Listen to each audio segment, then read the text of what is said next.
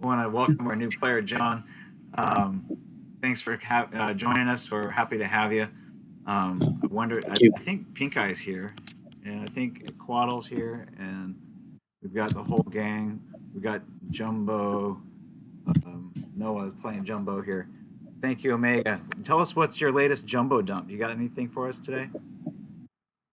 I had one before the game started, but I think I forgot about it. Forgot about it. I forgot my Jumbo dump.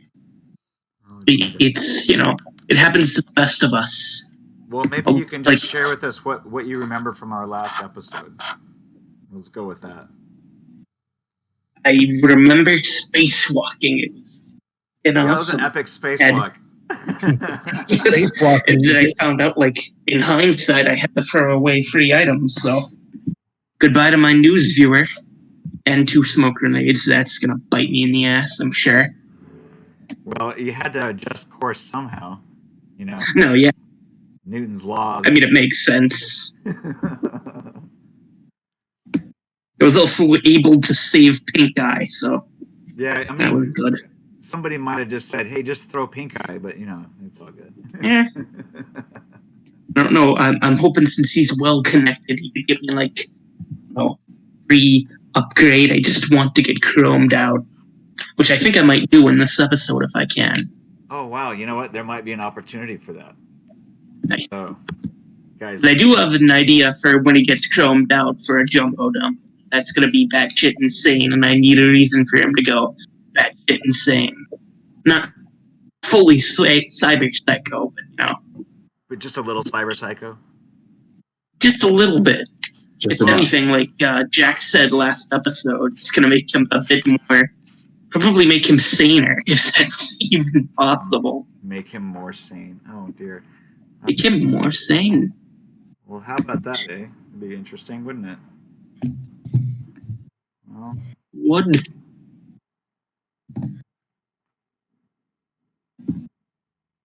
Well, I tell you what.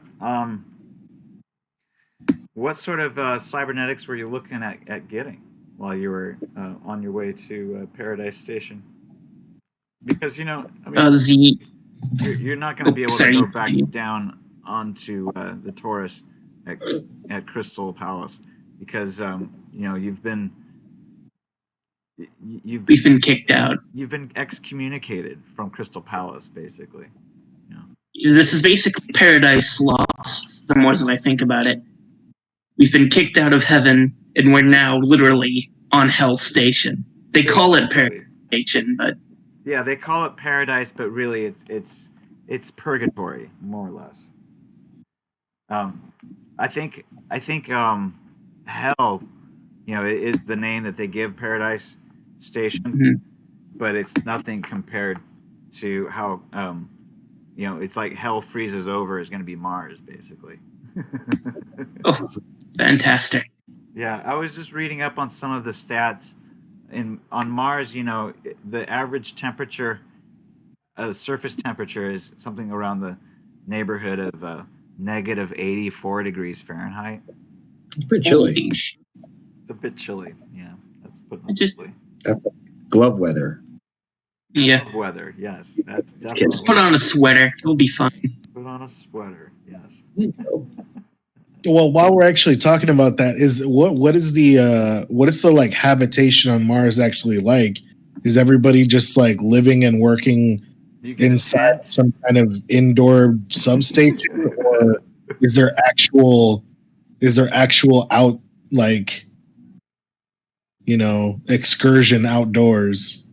Well, I mean, I imagine that if there is going to be any excursions outdoors, there will probably need to be some kind of vehicle that will maintain an environment which is, survivable. Yeah. Yeah. So, I mean, you guys are pretty clueless being Maelstrom, trying to figure out a way to finagle your ticket to Mars. You guys put a lot of faith into these characters like Jumbo and Dr. Lulu. Yeah, so you can blame me if we get a TPK on Mars. Your first view of Paradise Station from our last episode was after you guys had already docked. Your OTV that took you there took about 12 hours, and so you guys arrive on Crystal. I'm sorry, you guys arrive on Paradise Station.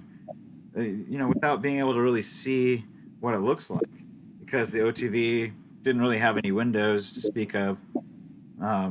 So you remember the antiseptic smelling corridor lounge, that leads away from the disembarkation area, and it's in 0G. You put yourself through some more tedious paperwork, but eventually you guys are allowed by the ESA staff to venture down onto the outer edge of the station.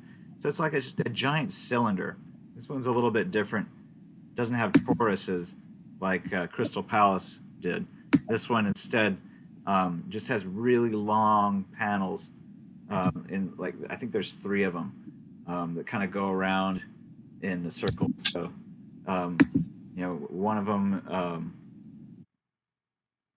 I think they connect to each other somehow through some sort of bridge to the center, but they're all pretty much unique landscapes on their own, and they're just far enough away from the core so that way they give a gravity of about 0.9 Gs. But the big thing about it is that it's really huge. It's super long. And there's 3 different ground areas, and there's supposed to be, I think, close to 150,000 people on this station. But of course, since there's been a lot of upheaval in the societies of these orbital stations, one of the orbital stations has had a riot. And a lot of people have decided to move there instead of staying here in Paradise Station. So Dr. Lulu will point that out to you, that instead of having a population of 150,000, it's probably closer to 20,000. So it's only about 10% populated, basically, is what it comes down to. Gotcha. I think that Jack needs a wake-up call. I don't think here he is. I hear you. Well, he just connected, but I think he just. You guys never pinged me about the session. Well, that it was starting or anything. You're a responsible adult. You can set an alarm. Hey, don't blame me if I sleep through one of these things, or if I'm waiting. If I'm waiting in the Discord, looking at the text, and then I decide to pick something else up, and then no one pings me, so I just never look back at it and get distracted, or if I miss an hour of the session. Also, you were signed in. You were like in the Roll20. Yeah. No, I've just been sitting here waiting. Okay, they're gonna join the chat soon. They're gonna ping everyone because the sessions start. Right, and then ping everyone. So go no. Anyway, I'll figure it out one of these days. Glad to have you join us. Mm-hmm. Do you remember anything from our last session at the very end? Do you remember me talking about Paradise Station at all? Yes, you talked a bit about the current climate of it and how it seems like there's big issues over slavery or something along those lines. The ESA is not too kind with their treatment of the gang. Mm-hmm. The work gangers eventually sparked the famous O'Neill War, and the ESA has retained control of this artificial world, and most gangers fled for one of the other independent orbitals when they realized that they were losing this particular battle. So now the gangers call this world hell. Gangers make up the majority of the workforce population on these stations. So, they provide 4-star accommodations for tourists, but also, there's restaurants, there's casinos, there's bars, there's even strip joints and other forms of entertainment and relaxation. Somebody's got to provide these services, right? So that's what the work gangers do. They're kind of in an indentured servitude sort of. So how much? Situation. Yeah. What is the Maelstrom's kind of position on how long they want to stay here? What's going on with that? Should I is Pink Eye getting signals to dig in here, or should I we're just passing through, right? From my belief, or sorry, not from my belief, from what I kind of saw and thought, I thought we were just going to be in here, like I thought we were literally, this was just our in between spot between the station and all the way home, right? As far as I know, no one hired us to do any missions on the station, and it looks like the Maelstrom already have a bit of a foothold here, right? Well, not really. Lulu paid for a hotel room. That's about it. I see. So it's everything's just starting out. You guys have relocated. You guys have relocated, waiting for your transport to Mars. It takes a while for that cycle to come out, and they wanted to make sure that you were trustworthy, you could follow directions and complete tasks as assigned, but also they wanted to make sure that your credentials were going to work, so there's a few different reasons why they had you do that. Well, obviously, the Sandman has a lot of issue with ESA in general, and probably ESA may have had not an overt relationship with the workstation that was involved in genetic experiments, but it's possible that's but that they were totally in support of that. Who knows? But Tova has decided to take it upon herself to make sure that those kids have a good life, and I think Arnie has decided to join her. Got swindled. So Tova was actually still on Crystal Palace, and I don't think that Arnie was kicked off because he wasn't involved in any. He was cleared of the charges against him. Yeah, they realized that it was actually you, Pink Eye. What? God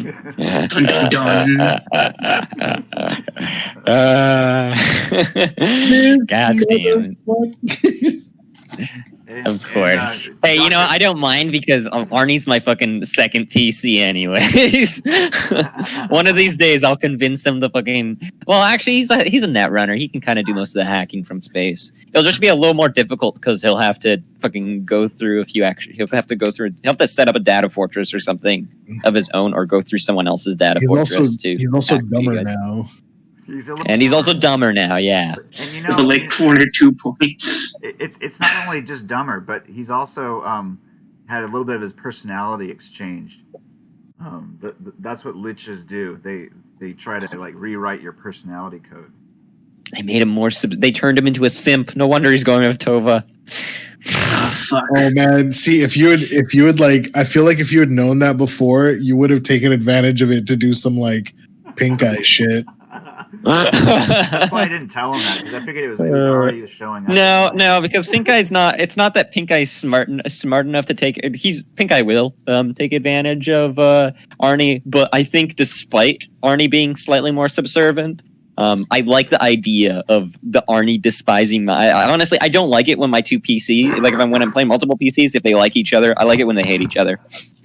Yeah, it helps me differentiate from the characters and not them. They just blend into the same one, Arnie's definitely holding a grudge against Pink Eye. Yeah, but I would imagine that he feels justified in that he's allowed to stay on Crystal Palace and Pink Eye's not. But regardless, I don't think he would sell out Pink Eye just for the sake of doing so, right? Because I think he also really likes some of the other people in the group. I think he got along with Jumbo and Era pretty well, or at least he thinks he did. Because Jumbo was accused of killing that guy who took his own life, only because he was the last guy seen touching him. And Dr. Era was charged with assault against the other inspector, and that's pretty hard to avoid that because she's still alive. Should have just killed her. Should have just fucking killed her. But You really should have. so the three of you are never to return to Crystal Palace again. If so, you'll be detained and then returned to ground side at your own expense. So, yeah, that's a bummer. But Dr. Lulu anticipated this, and so Drinks were expensive there, anyways. No, she decided that you guys are probably gonna get nicked or whatever, and you're gonna need another place to hang, and so she got hotel rooms and lodging at Paradise long before you guys needed it, and she kind of called it. She figured that you guys would be here eventually, one way or the other, and regardless, whether you were or not, she needed to get the A team, Hammer and his squad of cyber psychos off of Crystal Palace. They wouldn't even let those guys down the Taurus. They got held up in customs the entire time. So Crystal Palace would not allow them to board, and so they got stuck in customs, and she had to move them to Paradise Station anyway. So That makes sense. that's where she's. Hammer is hammer. Well, and also they needed work gangers over here anyway, so she was easily able to get the go ahead, and you guys are all set up for going to Mars. The shuttle to take you to the other spacecraft that goes directly to Mars is going to probably take you guys in another couple of days. It seems like there's always these delays. You never really have any control over the agenda, so it's always just like, a couple more days or another day or whatever. You've kind of given up. Like, you've been in space for so long. We'll be out when it's ready. You're not really sure what's up anymore. But Lulu's Still, am I with the group yet? she's in communication with Sandman too. Jumbo, you're also in communication with Sandman, but I think in a different kind of relationship. What Lulu's been doing is providing all of the biometric data that the Sandman has been using to make your IDs work. Like your voices, your password, kind of shit. Your DNA, your retina scans, your blood work, all that stuff. Still, am I with the group yet, or am I still traveling to get to them? You've been with Dr. Lulu this entire time. Okay. What I shared with you, in our private emails, indicated that you used to live with these guys in the combat zone. Okay. Oh, cool. So I know some of them. So you may know some of them, you may not. Depends on if you had cyberware implanted from them. You certainly got your arm from these guys in the hydraulic ram too. So Was it a left arm? Right. Oh, Damn it! just kidding. Any cyber legs? Maybe We two. had a Just the arm. Damn it! we had a left arm special running, back in 2020. Oh, can't get rid of those things. Yeah, actually, exactly.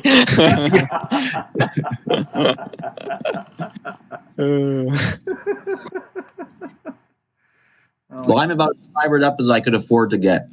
All right, good deal. Well, he's also Dr. Lulu's employ while she's been needing some help moving all of these cryogenic tanks from Crystal Palace's customs area into L4 stationary orbit at Paradise Station. So finally, she's been able to let these guys walk around for a little bit, and so when you guys arrive, you see the A team. They've taken over a couple of these hotel rooms, and about six. Well, let's see here.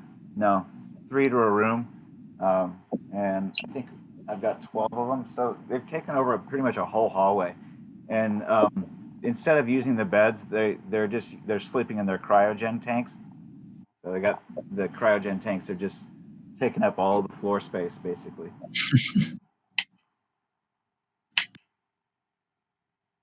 All right. And did we still have all our shit, right? Like the same things that we had with us. You have your duffel bags, yeah, and yeah, okay. Because they didn't let you get very far past the security that you guys ran past last mission. They didn't really like confiscate anything that you were carrying. They just didn't let you go past the Taurus with any of it, so they sent you back. All right, cool.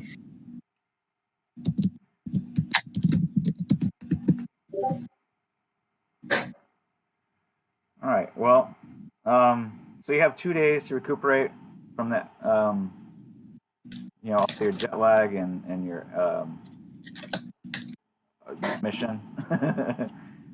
Paradise Station is not an exotic playground for the rich, but rather it's a fully operational, living, self-sustaining micro world with a working population of about 20,000. These are semi-permanent residents who work at the 4-star accommodations, restaurants, casinos, bars, strip joints, and other entertainment venues. So you guys, begin to realize after a short while that the place does actually seem pretty deserted, and so there's also a lot of dictatorial controls on the living standards, particularly for the work gangers. So you guys aren't considered work gangers, so you guys are kind of on like liberty. You guys aren't required to show up for any shifts or anything like that. So, but there is one thing on your guys' appointment calendar. Dr. Lulu says that there's an orientation for folks who are headed to Mars. That there's a lot of people that are congregating here on L4. So when the day arrives for the shuttle to take you out to the other spacecraft, there will actually be quite a few of you on that OTV. Probably maybe close to 100. Interesting. So you guys have an orientation to go to and talk about Mars, and you're going to get a little bit of like a heads up on what your ESA contract is all about. So this is something that's sponsored by ESA. So you are required to attend as part of your contract initiation, to initiate the contract. If you don't show up, then your contract will be voided and you won't be allowed to go to Mars. All right, so orientation. Yep. That's not too hard of we can do that. Yeah, well, I mean that's my only teacher will ever be Basimba. In our hearts. In our hearts.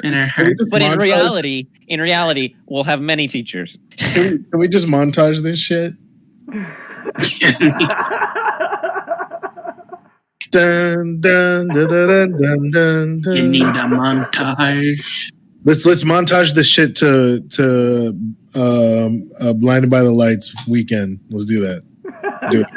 Well, ready? I want you guys to consider if there's anything that you want to purchase while here on Paradise Station, if there's any kind of networking that you want to do, because there's a lot of people traveling onwards towards Mars on also. So it's a joint ESA NASA flight, by the way.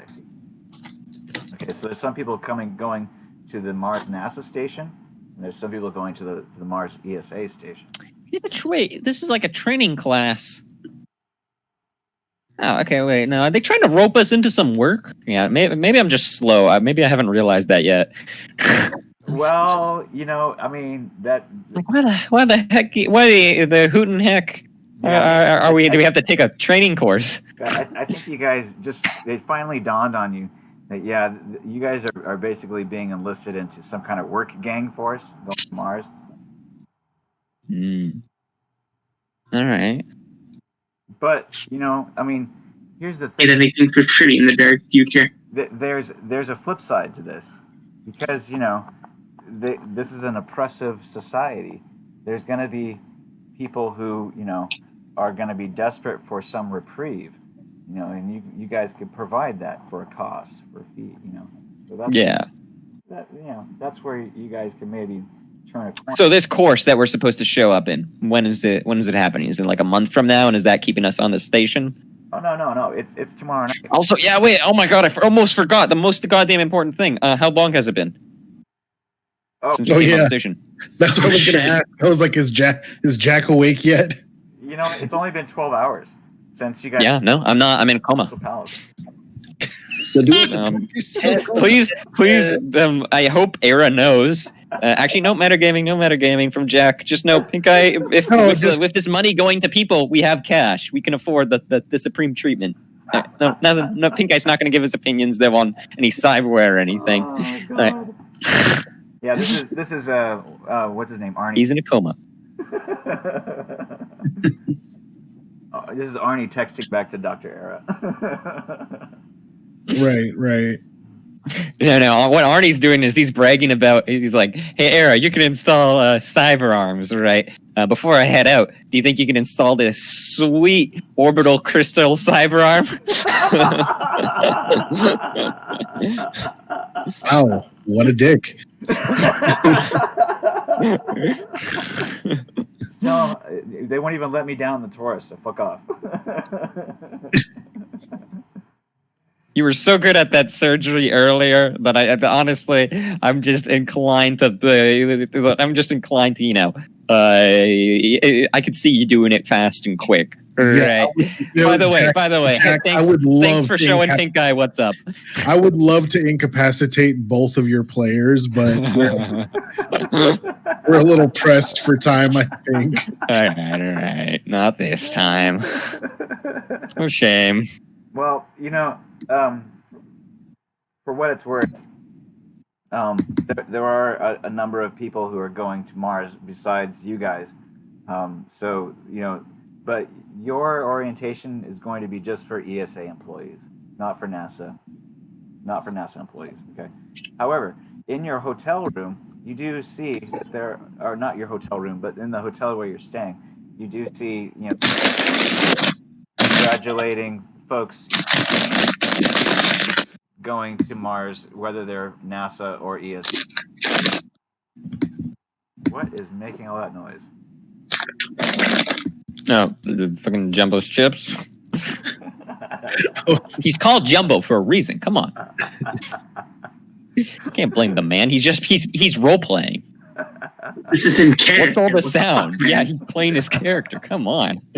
Well, I'll say Geez, didn't expect to get judged. Oh, Omega, turn up your mic tolerance. Well,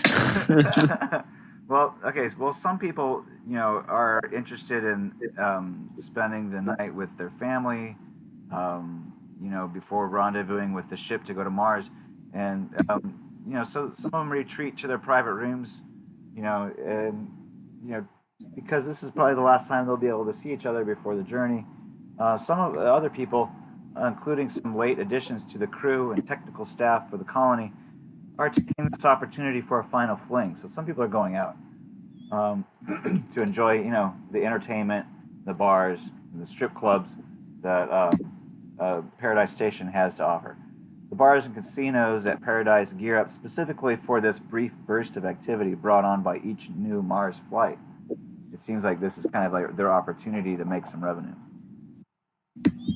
But not only the passengers themselves, but friends, colleagues, and even curious onlookers often gather together before such an event. So you see, there's signs and congratulations, Mars crew. Everybody's really excited for you guys, and so this is kind of like a time to celebrate. Speaking of which, is Tova down here? Tova is still on Crystal Palace. She's with those children, making sure that they find. Oh, that's right. That's what you were saying. Okay, Fine. Yeah, sorry about that. Lightning doesn't strike twice anyway. It doesn't matter. All right. Yo. Okay. So, on my own, I guess. Could I see if it would be possible if I could find a reflex boost chip Would I be able to find any one of those around here in hell? You know what? That's a good question. Is that a cybernetics piece or is that a chip? Actually, you know what? You could tell me. It's in the BioWare list on page 61. So I guess it just has a. I guess maybe that's BioWare. It's not a chip. It's just got a negligible surgery. It's like nanites and stuff. I guess so. Usually that's what it is, yeah. I'm not seeing it. I'm not seeing like a heavy description for it. Just the actual itemization. This is under the cyberware list because I'm not on 61 in my book. Oh, sorry, 61 in deep space. Oh, okay, 61 in deep space. My bad.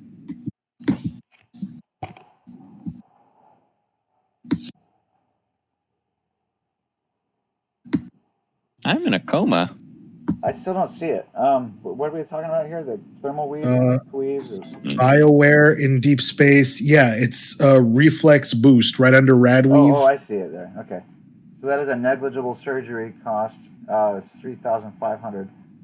Humanity loss is 1d6 plus 3. I think what this is a Kerenzikov booster. Oh, okay. All right. All right. No, I'm wrong. No, it's a reflex. Yeah, Kerenzikov is a lot more limited by like a significant margin. This is what Kerenzikov isn't even reflex. It's an initiative, actually. Yeah, it's just a ladder. Right. Yeah, This is completely different. You want adrenal booster, I think. I haven't seen this before. Isn't adrenal booster? No, yeah, you're right. Adrenal booster. It's not an adrenal booster either. This is really interesting. No. Yeah, that's the first. That's the only reflex. I found it the other day, and I was going crazy over it as pink eye. But I didn't get a chance because I found it just too late to buy it. We were in the middle of a mission, right? And we were talking about that at the start of the session. In the book, it is the only, out of any of the Cyberpunk books I've ever read, that is the only place where I've seen where you can actually, by the canon of the rules, get a reflex boost. That and full body mods. All right, here you go. Check this out. My bad, yeah. Much more advanced Bioware exists in the corporate labs and exclusive European clinics. So this would not necessarily be on L4, but probably Crystal Palace. But I'll tell you what. Let's see you roll a networking check, and we'll see if maybe you did it before you went on your mission. A networking check. Give me a sec. Or not networking. Streetwise. Okay, yeah. Since he's rolling it for him, maybe have done it before his mission. Can I do that as well? Yes, you can. I'll let you guys. Anybody who wants anything from Crystal Palace has an opportunity right now to. Oh no! Purchase it, but they have to do a networking roll. Well, easy. This is a 13 for me because my streetwise is 0. All right. Well, I'll tell you what. You are welcome to use luck, but it has to go towards this mission. I know exactly what I want, and it has nothing to do with what he's saying. Reflex boosters; those things are cool and all, but I got something else entirely. What's my streetwise? I should hope so. You're missing a fucking arm. Anyway, don't worry, we'll be replacing a whole lot more than that. Oh fuck! All right. Well. All right. Here it is. Full body replacement. What do you guys want for Christmas? Come on. It can't be anything that would have changed. Yeah. Well, I don't have enough money for a dragoon. It can't have been anything that would have changed the gameplay, obviously. But maybe. So everything. Damn, Noah! What the fuck? Let me say this: it could have been something that you purchased on Christmas. I'm a sick min-maxing fuck. I see. Listen to me. It's something you could have purchased on Crystal Palace, but not installed. Oh shit! Wait, actually, I gotta re-roll that. My roll was with my roll had the minuses of a coma. John, you're welcome to play this game too. I know. I just am waiting for an opportunity to really get in. I'm just still make a street deal roll. This is just your opportunity to go shopping while you're in the palace. I don't really have enough money to buy anything worthwhile. Spend it all on my cyberware. Yeah.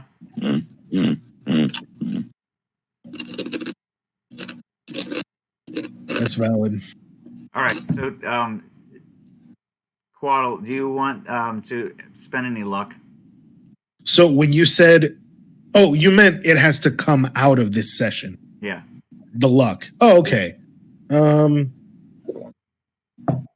Yeah, I'll blow some luck. How much?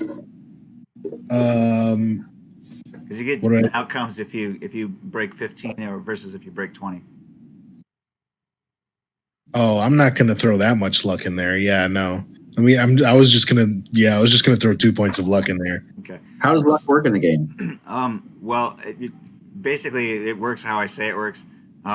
People can add luck to their rolls if they want to like be. Omega. The fuck is that you, What? Omega? What'd I do? Who's making Everybody cut off. Who's making the crunkly noises? All right. We'll move on. So the thing is, you can spend it. Okay, so if you got a 15, that means you can spend anything 3,000 or under. If you got higher than a 20, then you could spend anything with no price limits. Gotcha. Okay. I rolled unwounded. I rolled a 20. Total 7 plus 6 plus 7. And Okay. what I want to buy and have shipped down to the Mars HQ is a Alpha class International Electronics full body conversion. Okay. You'll have to have one of the network guys send it Yeah. separately from Earth because it won't or wherever they if they have an orbital factory maybe that makes it. Mhm. But that's also I have a specific contact, actually, the shipping coordinator.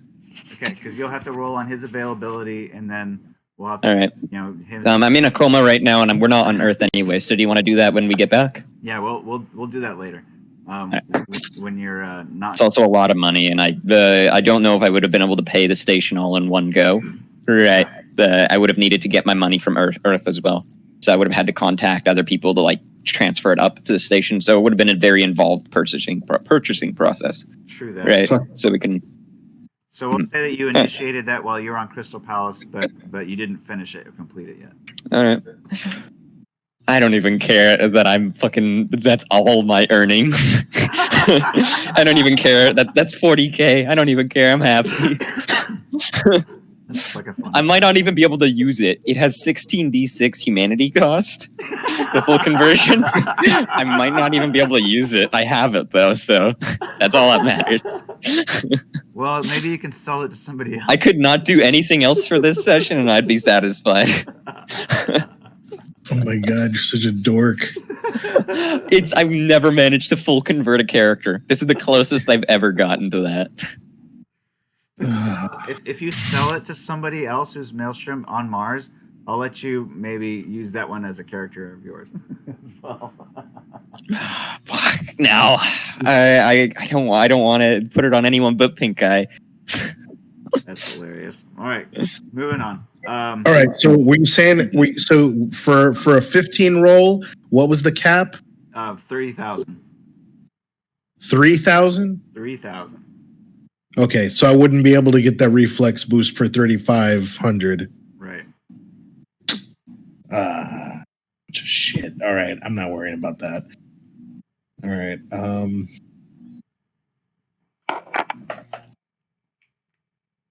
It can go up to 11. Wow.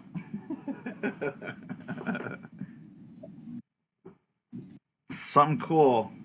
Put on your wish list next time you go to Crystal. Oh wait, you can never go back to Crystal Palace. Thanks for that. Yeah, Thanks for reminding. with this ID, like I just can change. I got a forgery skill. All right, good. Well, you guys are still. Don't you worry, gentlemen. We'll buy some Chromebook stuff. We'll come back. I won't stop till every single person in the Maelstrom has a 40 SDP and a 15 reflex. You're determined. I'll turn us into the fucking elite fighting force we were always designed to be. We're on a mission from God. Yeah. Well, tell us more about that mission, Jumbo. Oh, yeah, apparently Mars is in need of, some maelstrom touch. I think full-blown revolution. He says, chuckling to himself. I tell you what, man, this is gonna make us. We would move to the stars and kick those Nazi alien bastards. He then goes on a tangent. God, I wish I could call you an idiot right now, but I'm in a coma. Either way, you couldn't. He would just roll you under the table and you'd be like eating it up. That's true. He would just roll credibility and just smack your credibility brain. Roll there. Yeah. Oh, shit. Jumbo, let's do it. Credibility, here you go. Shit. Blip. Everybody else except for Pink Eye, make a resist torture drugs roll. Make a what? Resist torture and drugs roll. Is that serious? Damn. Okay. God. Is his speech that bad? He didn't brush his teeth. Jumbo, he never brushes his fucking teeth. Get it right. Jesus Christ. Why was that? Of all the things you've had to latch onto, why is that one of them?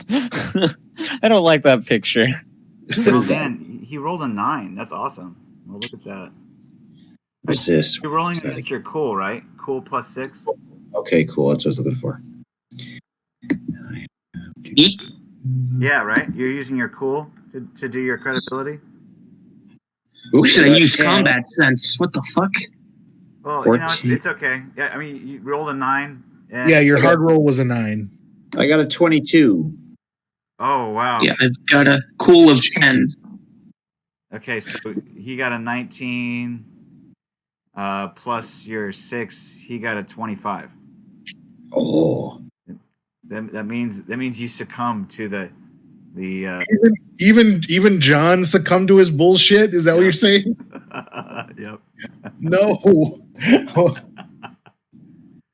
So God bless Jumbo. yeah, you start to wonder, about your genealogy and your ethnic background. You start to really concerned about, if maybe you're on the right side. Side. Well, listen to what he's laying down. Talking about Nazi aliens. Maybe you ask him a question about what do Nazis have to do with the aliens? Well, that's obvious. Did you not hear the man? He explained the whole thing. Quite simply, Nazis and aliens. I don't know how it fully works, but I know they invented the Nazis. Where they You think created? Hitler was a human being? Yeah. That mustache doesn't grow. What about the human. pyramids? I think the Yeah, exactly. See, he's got it right. Who made the Shit, pyramids? you in a coma. Remember Hitler wanted to go to art school? Come on, guys. The dots are connecting. Oh man. Guys laugh at me now, but wait until it's all confirmed. Well, so far nothing that you've said has contradicted anything that you've seen. So Other than the Germans, the what was it? The The Irish. The Irish being German. The Irish base. the Nazi Irish, apparently. All right. Yeah, a lot of weird shit happened session before last, John. Sorry. yeah, it's still not clear whether or not there were Irish involved, but Can't prove that Jumbo was wrong, so, i.e., he That is means he's right. Yes, exactly. By process of elimination, by Occam's razor, it means he is 100% correct. Can't argue that logic. You can't. It's impossible. So you guys find out that Platinum Wave has is doing a circuit around the orbitals, and they're here on Paradise Station for a couple of nights too. Dr. Lulu says, "Hey, I didn't get to see them. Maybe I'll get to see them this time. You guys want to come?" Oh, is that the Japanese like synth pop group we were listening to? Yeah, the one that was almost assassinated last time. Oh yeah, yeah, I'll go. And that was fun. Good times. Well, I like his knife. you almost feel foolish, attending this event if there's going to be another attempt on her life. But Oh, if there's that, then I'll go. Makes it much more worth it. Yeah, better than that synth pop. you guys are like, dude, last time They're Maelstrom. I don't think there's like a single person that's strictly interested in the music there. yeah, no, you're only interested in case there's a fight that breaks out because that's what happened last time you went to this guy's show. Oh no, Era's totally interested in the Japanese synth pop. He's down with it. If a fight doesn't break out, I expect you guys to make one. Make Pink Eye proud. You're still asleep. You're still asleep. I can give my opinion when we're all speaking out of character. Era's gonna go be a J-pop fanboy. I swear to God, if you turn this campaign into a J-pop fucking, He's already got his headband and his like little fan kimono on. The Simba fan club only. Get that trash out of here. No, We only stand the Simba in this house. the headband says Dagons only. So Platinum Wave is actually a new orbital based group. So they actually play a lot of these orbital stations, and so it seems like they're actually from Paradise Station, but you would think that maybe they're probably not going to be living on Paradise Station.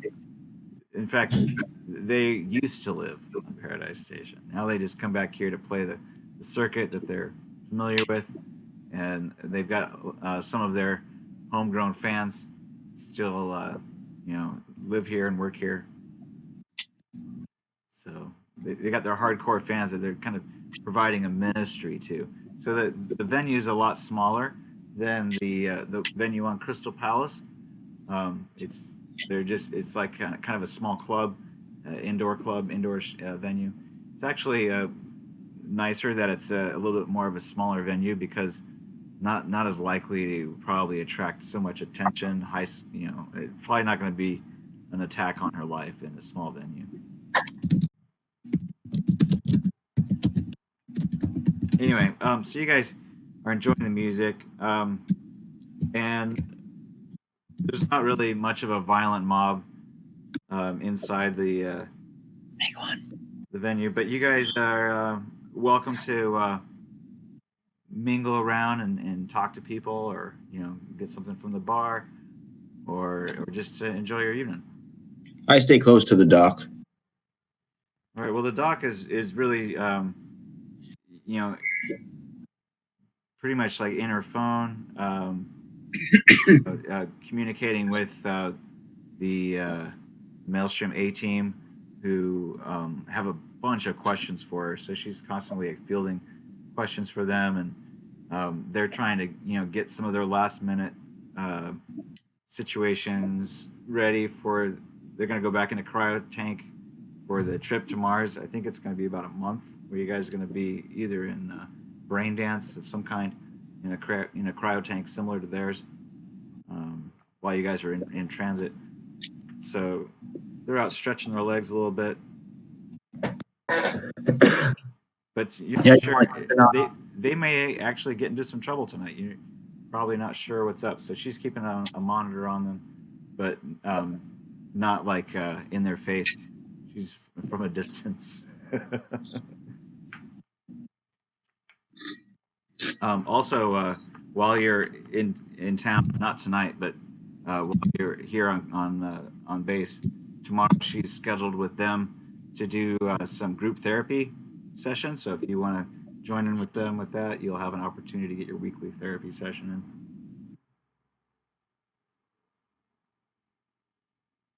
But that's about all that you get from hanging out with her.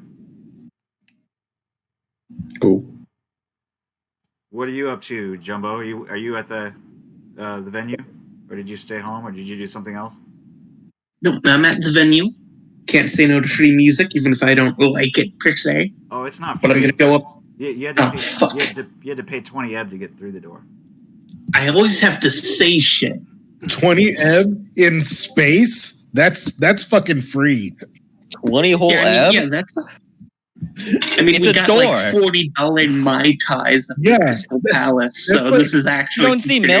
Maelstrom going around telling people to pay to walk through their door. You don't seem Think? to get it, you guys. These guys are homegrown here on Paradise Station. They're Yeah, this is the Homestar price. yeah. I think I'll buy a drink, And- though. And this is going to be like, the work ganger special, okay? I mean, this is definitely not catering to the tourist crowd. Nice.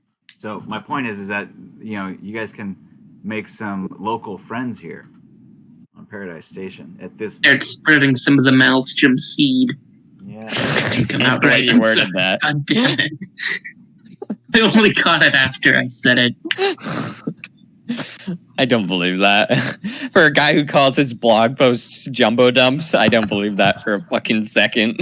Okay, so Believe in what you want to believe. All right, so Jumbo, make a seduction roll. Oh shit! What? Are you gonna try to seduce some hottie? What's going on?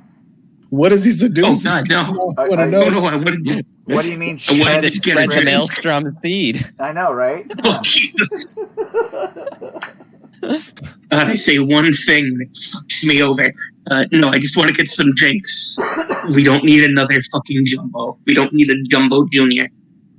No Jumbo Junior. All right. Aren't you Jumbo Jr.? Well, how many drinks are you gonna You get? wouldn't want. I'm gonna get two. All right.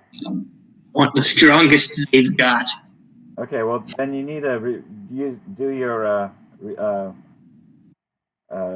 resist torture drugs roll again.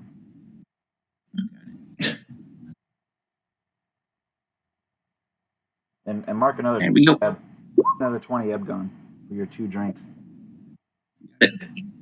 Oh shit, dude! All right, you're drunk. So Lightweight. somebody might seduce you. Apparently. Yeah.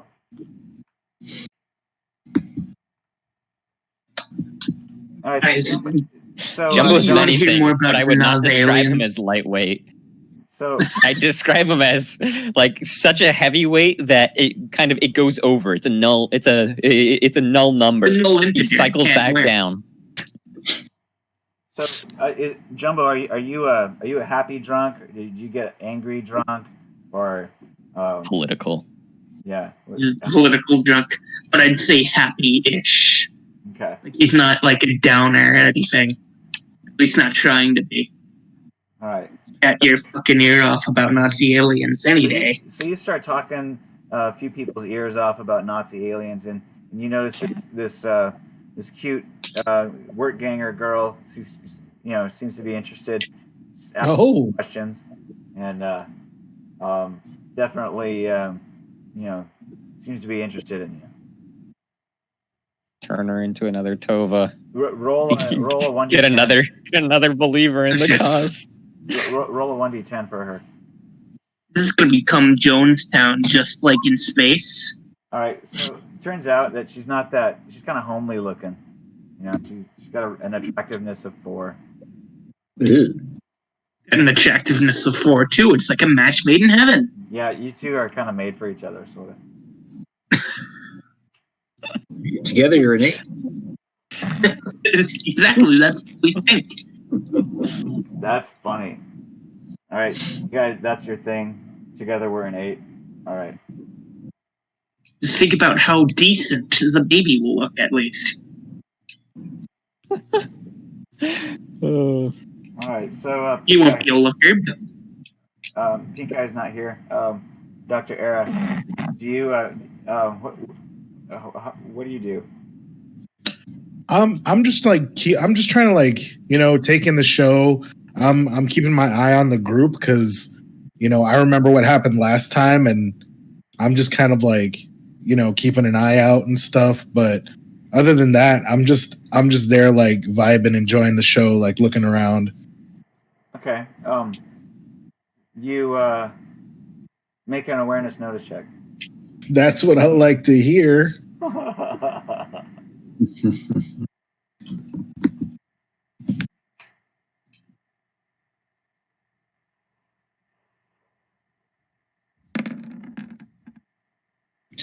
I see the thread of existence. My goodness, give yourself a 10 IP for awareness note. Did you crit? No, actually, I counted a 9. Oh, okay, never mind. Yeah, it's a 9. Well, that's okay. I mean, it's not really like going on here. You do enjoy the show. You see let's see here.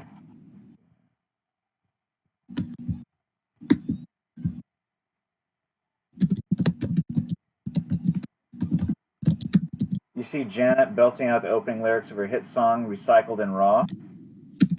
Usually, as usual, Janet is naked, but her body is clothed in streaming colors generated by her synth skin, which oscillates between gnarly, garish swirling patterns, gnarly blue with silver, and a video image of the band, which also covers the entire backdrop of the stage. Music beats on, and the crowd is clearly enjoying the show.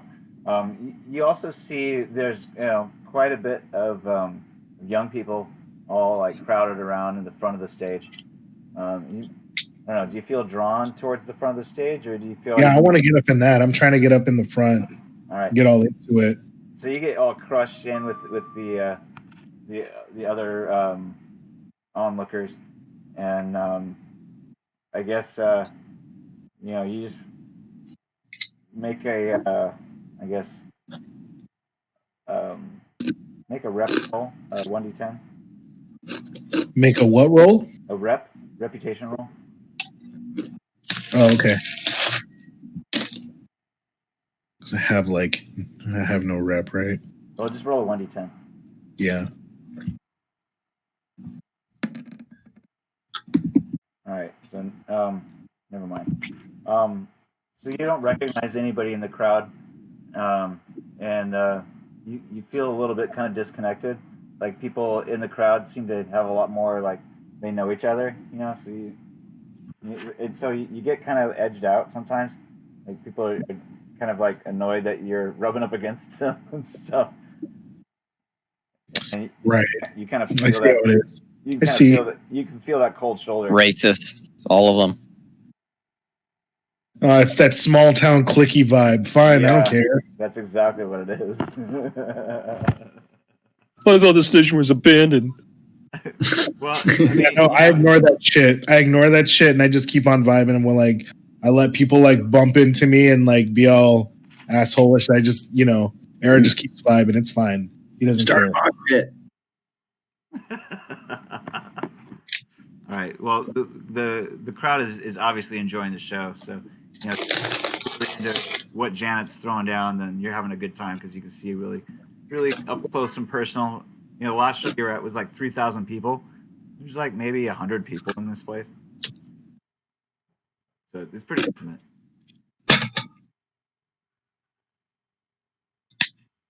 Cool. Yeah. Right. And then the show's over. She slips off stage. The band says, "Thanks, you guys. We love you. And we really appreciate you guys coming out and supporting us. Power to the people, throw the fist in the air and all that." So then they go backstage. No one Lulu died. explaining that. Interesting. That was disappointing. Nobody got injured. Maybe my feelings a bit, but Hey, it's not too late. You could still kill someone. I want to try and try my luck getting backstage. Okay. So you you can use your persuasion fast talk because you have to talk to somebody to get past them. What are you gonna say to them? Oh shit! Oh, I'm not gonna say shit. I just like I kind of do that thing where they're walking off the backstage and I'm like, oh hey, just end up like murmuring off to myself as they walk away. All right. He says, "Hey, you can't hang out back here. You gotta move on." That's cool. Yeah, I'm good. All right. So, I guess he tells you to shove off. I'm going. All right. All right. So that's it for the evening, unless you guys are gonna hang out in front and maybe talk with some folks. There's a few people I smoking. want to get cybered up. Pardon me? I want to get cybered up. You Finally want to get that mono eye. So talk to Dr. Era about that. Or talk to Lulu. Who do you approach? I'll approach Era. All right, so you see him coming back from the front of the stage after the show's over. And you're still hanging with your hottie, or you're not so hottie. Solid 4-ish. Era, I got a question. Yeah, what's up, Jumbo? What's going on? I want to get my eyes replaced. I want a mono eye. For as long as I've been a media, I just want one big eye in the middle of my fucking forehead. Use it as like a camera. Ooh, That's what I'm putting down. that's definitely a look. Okay. Oh, I mean, it's a male serum. We've got, weirder. All right. Wow. Well, He says, hinting at Jack and pink eye. all right, man. Well, okay. Let's see. What you have a model in mind in particular you were looking for? You assume I plan ahead. No, I was wondering if you could help me find a model in a decent enough place to get me fixed up. Okay. Because all right, what he's talking about is more than just like a cyber eye, right? That's like a. I'm only vaguely familiar with what he might be talking about. And is it something that was only found in Chrome 2? Oh shit, was it found in a Because if Chromebook? I thought it was just... Because if it was in Chrome 2, you would have needed... If it's only found in a Chromebook, then I could go... I'll just go, low. Okay, so mono eye can't work. Can I just get, optics, Color gland. You can get whatever you want. It just, the only restriction is that, you would have had to have purchased it on Crystal Palace if it comes from Chromebook 2. Oh, no, yes. So I'm talking about, non-Chromebook stuff then. Got it. If that's like Chromebook 2 stuff, then I'll just go with something basic.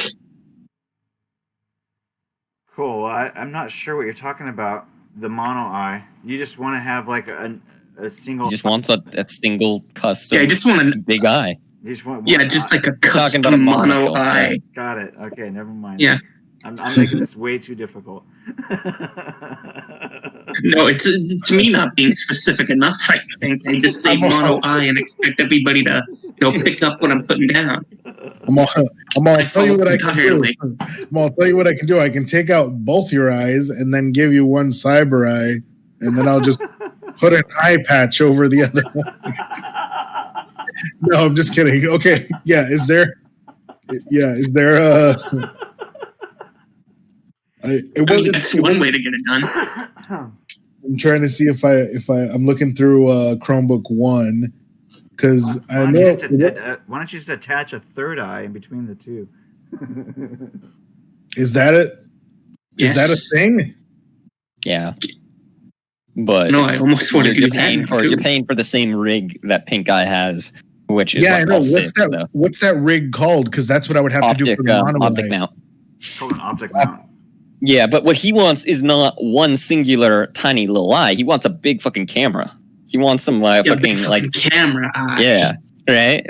He wants something more This custom. could just be the delusions of Jumbo if it's, possible now. So This is I'm way not going more to complain custom. if I can.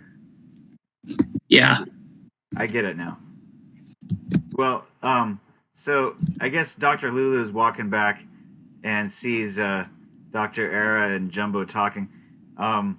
This chick that's been talking with Jumbo this whole time is now kind of feeling a little bit like she's gonna leave. You might need to say something to her before she takes off. Okay, I know just the thing. Hey, baby, do you know where to get a, big mono eye? I've been asking my friend here. I have no clue. What? Roll a persuasion fast talk. With a negative. Oh, shit. 1 second. Jack, where is this optical mount thing? Cyberware. Core book. Core book. Okay. Persuasion, fast talk. Oh, Negative, what was it? -5 or? No, I said that. I was kidding. I'm not even. Oh, shit. Sorry. Well, she rolls a 23, so Oh, fuck. So no matter what I rolled. yeah. She was not having it. Yeah, she's like, I don't know, buddy. Good luck with that. And then she kind of walks off. So he's you though. Aaron, I think we really clicked. I think she still likes it. I don't know. She kind of seemed a little turned off by the idea. I was about to say, wouldn't that be like a negative to my attraction, which is already like up to 4? Yeah. Oh, really? Oh, shit. Oh. You're not gonna look physically worse because you're a dork. I hope. Or the beer wore off finally. Oh, no, I'm talking like if I get a gigantic ass mono eye, would that? If you use an optic mount, which I recommend, just using the stats from that, then there is a attractiveness penalty. I think for pink eye, which is not that custom, it's basically the same. Because he didn't choose to make a prettier version of it, right? Which he could have with a face mount. It's your attractiveness becomes a -1. Becomes. Yeah. Love it. Just straight drops to -1. That's Mhm. Fantastic. It's not. It takes that negative something penalty. It is now -1. They Face go eater. hard with these. Mm-hmm.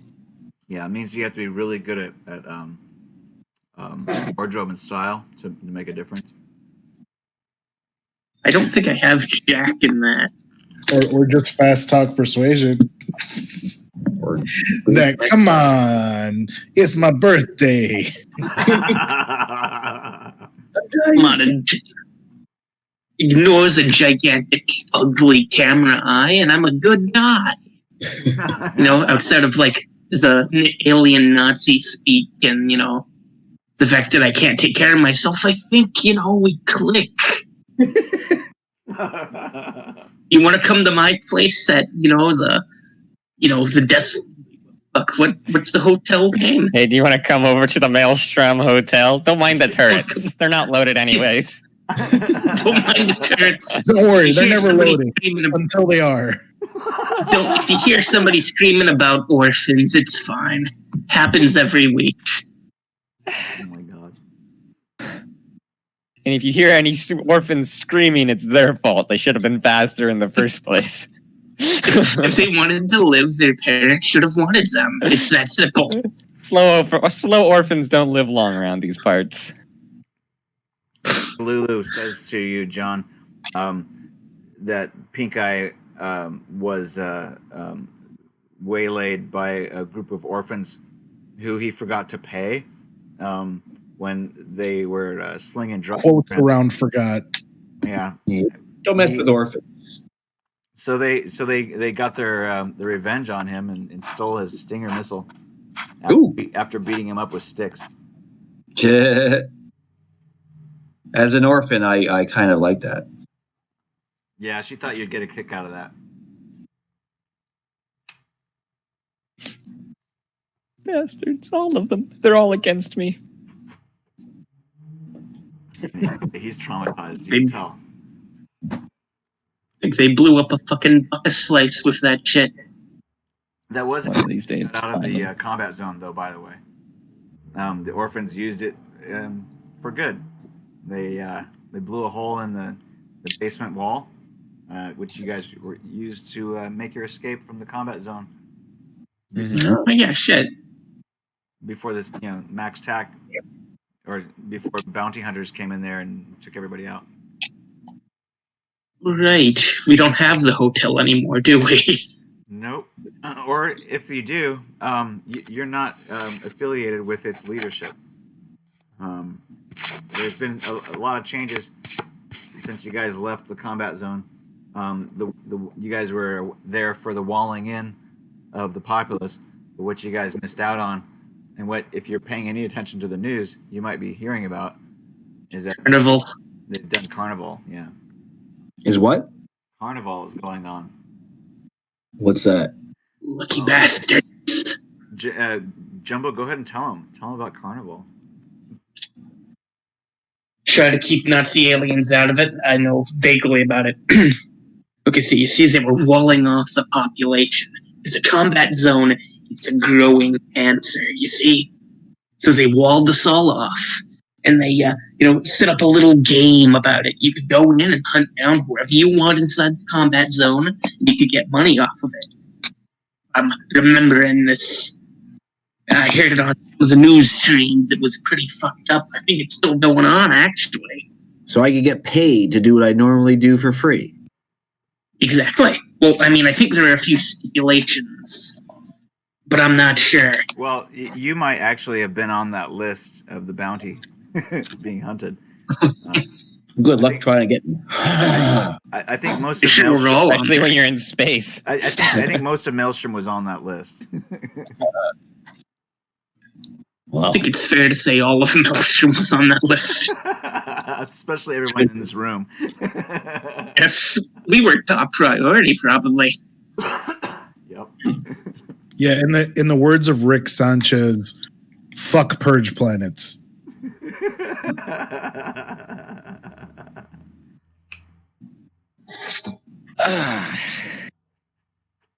Right. Well, that's being the subject of tonight's discussion. You guys, get talking about how to modify Jumbo's eye, but you guys don't have any cybernetics. huh?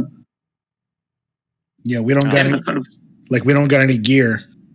Oh, to carry, you mean? Oh, you'd have to buy it. Yeah, we gotta find, we'd actually have to get said front optic mount even before putting Jumbo through a major surgery that would just knock him on his ass, which I guess is fine. Not like he's doing much for the next couple of days. It's not the first time I've been knocked on my ass.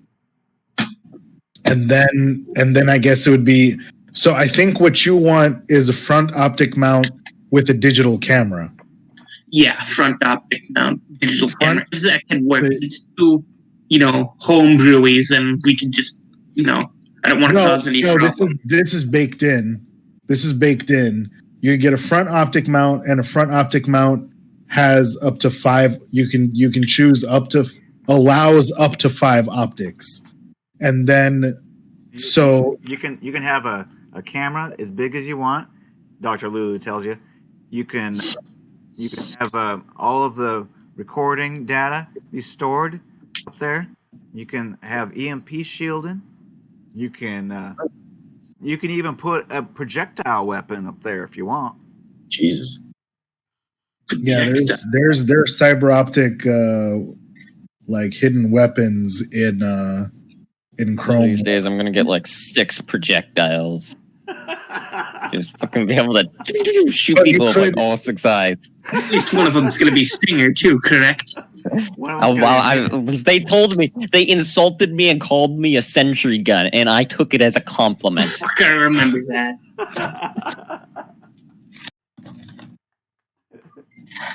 So technically, look at turret. you had four. You have 4 options per eye. So I mean, you could just have one eye, and in that one eye, you could have a digital camera, a dart gun, infrared, and let's just say, like, I don't know, teleoptics or anti-dazzle. Which like anti-dazzle is like you can't get flash banged. I think that's standard. I think that the anti-dazzle is standard for most models. Holy shit! Well, there you go. Jimbo won't get flashbanged anyway. Oh, a targeting scope, or Good for smart guns. or image enhancement, which probably makes more sense for you. I But think image enhancement for. it would adds +2 to awareness, but also like RPing it out, like that's Yeah. that works out for the sector dude with the big 543. camera eye. You know. Yeah. Anyway, but yeah, I don't know. Yeah, we're not doing anything special. We can we? Era's talking to Lulu. We're not doing anything special, are we? You wanna cut open Jumbo's face? Well, we got to find the right equipment first. We don't just cut open his face without the right equipment. But I think we can find that. Don't you think? Maybe. They use that in POW camp. Well, I'll tell you what. We can order it and have it shipped to Mars. Ship to Mars. I'm fine with getting it on Mars. You know what I'm more interested in is, though, finding somebody who we could coordinate our entrepreneurial efforts with here on Paradise Station. Yeah. Man. I feel like I wish we had a guy for that, Yeah, somebody who was, a fixer of some sort. Somebody who could like fix things. Yeah, so it's, I got some basic tech skill. I can fix some things. Well, what if we found a local fixer I love 'em here already. on Paradise Station? Well, I guess we might have to, yeah. Maybe. How long you and John been here? You heard any of any networks or anything like that already solid running? I really don't. But maybe Jumbo here can help us. You want to put your feelers out there? Who else has got some? Anybody else got some like street rad or anything? Streetwise. Not terrible. You and Jumbo want to put some feelers out there? See if we can. Yeah, sure. See if we can catch any of what local network might be set up. So yeah, I'm gonna go around and hit some of like the places where people are like eating and drinking, and just like grab a little food and drink and listen to what's going on. Try and gather information and see if I get a sense of some names that keep popping up as being important, that sort of thing. All right, go ahead and make your streetwise check. All right, I'm gonna try using my character sheet, see if it works. I got a 19 on Streetwise. All right. Well, you want to use any of your luck? Mm, Should up over. I don't think I do. I don't have a lot of luck. I want to save it for important stuff. Got it. All right. Well, you don't really hear much. All right. And you show up back at the hotel empty-handed. What about you, Jumbo? You hear anything out there? Check out the news stream, see if anybody. Oh fuck! Did you like stab yourself in the face with your camera? What the fuck does that mean? That's a 7 on the fumble table. Oh no! Doesn't that? Oh fuck! But That means you hurt me. No, I'm just kidding. It means I've hurt everybody by my mere existence, which is in character with Jumbo. No. What's the 7? What does He he do? just doesn't know anything about what's going on. He hasn't a clue about how to do anything about it. So like normally, but I'm not charismatic enough to. Well, you have to make a convince check at -2 to see if anyone else notices how dumb you are. When What's wrong with that? when you come back, you've got some reporting to make, but that's nobody's convinced unless you make your roll persuasion fast talk at -2. Oh, persuasion fast talk. Get it. Or you can use credibility. Either one. Same at -2. Credibility or persuasion fast talk. Either one at -2. Yeah, got it. But I do -2 at as the modifier. I mean, It's a modifier, yeah. got it.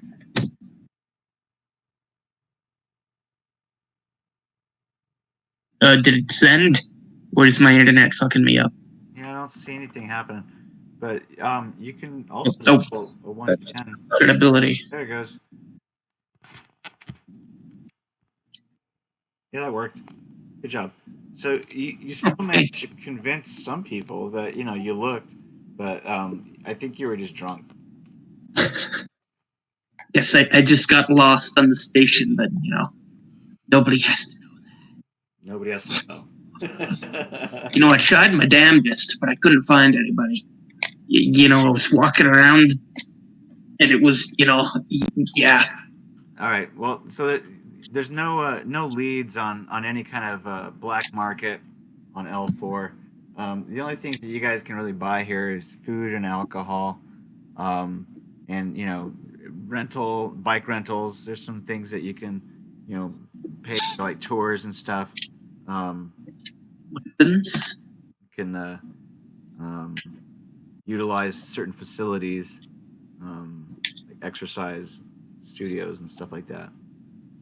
But there's not a whole lot to spend out here. It doesn't look like there's a whole lot of people who have money to spend anyway. So a lot of people working out here on these out in the station seem to be just like doing the daily grind.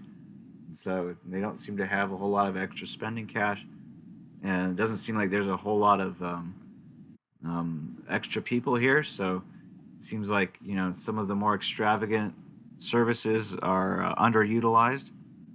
So you can tell that there's not a whole huge amount of tourism here, and these trips to Mars are basically where it's at. This is why people come here to Paradise Station, is to gear up for these periodic visits of the spacecraft that shuttles people from Earth to Mars and back again. So like one of those, cheap ass stores right outside of Disneyland. Kinda, yeah. It's like like a lot of it's just geared towards like last minute things you might need at Mars. On Mars, like just survival gear though. Most of it. There's parkas, like warm weather clothing, socks. I want to ask, do they have weapons there? Anything that can be turned into a weapon? No, nobody seems to. Everybody kind of like shies away from you when you mention weapons. Like, really, dude? Yeah. No one wants to help you. Then after that, they're like a little bit like. Culture's different in space. Yeah, they look at you. They're all liberals. They're like, "What's fucking space liberals?" Like, what's your deal? Why do you need a weapon? We're all peaceful here. I'm a journalist. Of course I need a weapon. Those Nazi alien fucks are just waiting for me to put my guard down. I won't let that happen. I think you realize that that you have weapons back at your hotel. You have weapons. We have Era's behind you saying we have weapons at home. Weapons at home. They're the Militech fingers. They're the Militech fucking little flechette pistols. Yeah, that's the weapons at home.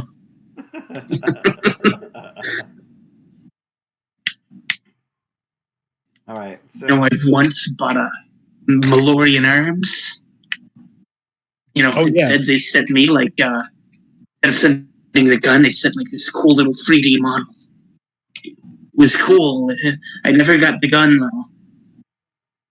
Never really got the gun. He's just off on a drunken tangent. Well, you get the feeling that people probably construct their own weapons here. Maybe they make a knife a little sharper. Maybe they attach it to a stick or something like that. They're all just like melee workman weapons. They got like a wrench mace or some shit. You can buy mace. You can. There is a place where you can purchase a taser. It's not like every store has tasers though. Oh no, I didn't say mace. I said a wrench mace. like I just imagined a dude with a big ass pipe wrench that had like a big two-sided wing, like a two-sided bolt on it or something. Yeah, like he's added. I ain't touching tasers anymore. What's that? I'm not touching tasers anymore. Last time we used them, tasers. What was I going to say? So another quick question about Mars.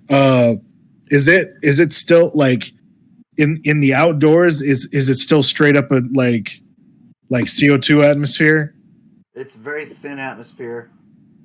So there is like some like terraformed oxygen atmosphere. No, there's not really. Okay, so it's still just straight CO2. Yeah, it's mostly CO2, and it's very thin, so okay, doesn't hold a lot of moisture, so it's very dry.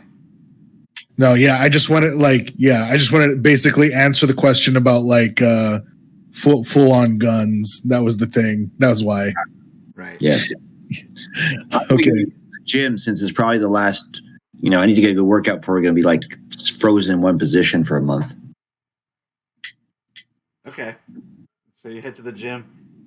You guys have just that one orientation to make. So you guys try to do any other networking before the orientation. I'll give you guys one more shot. I mean, you know what?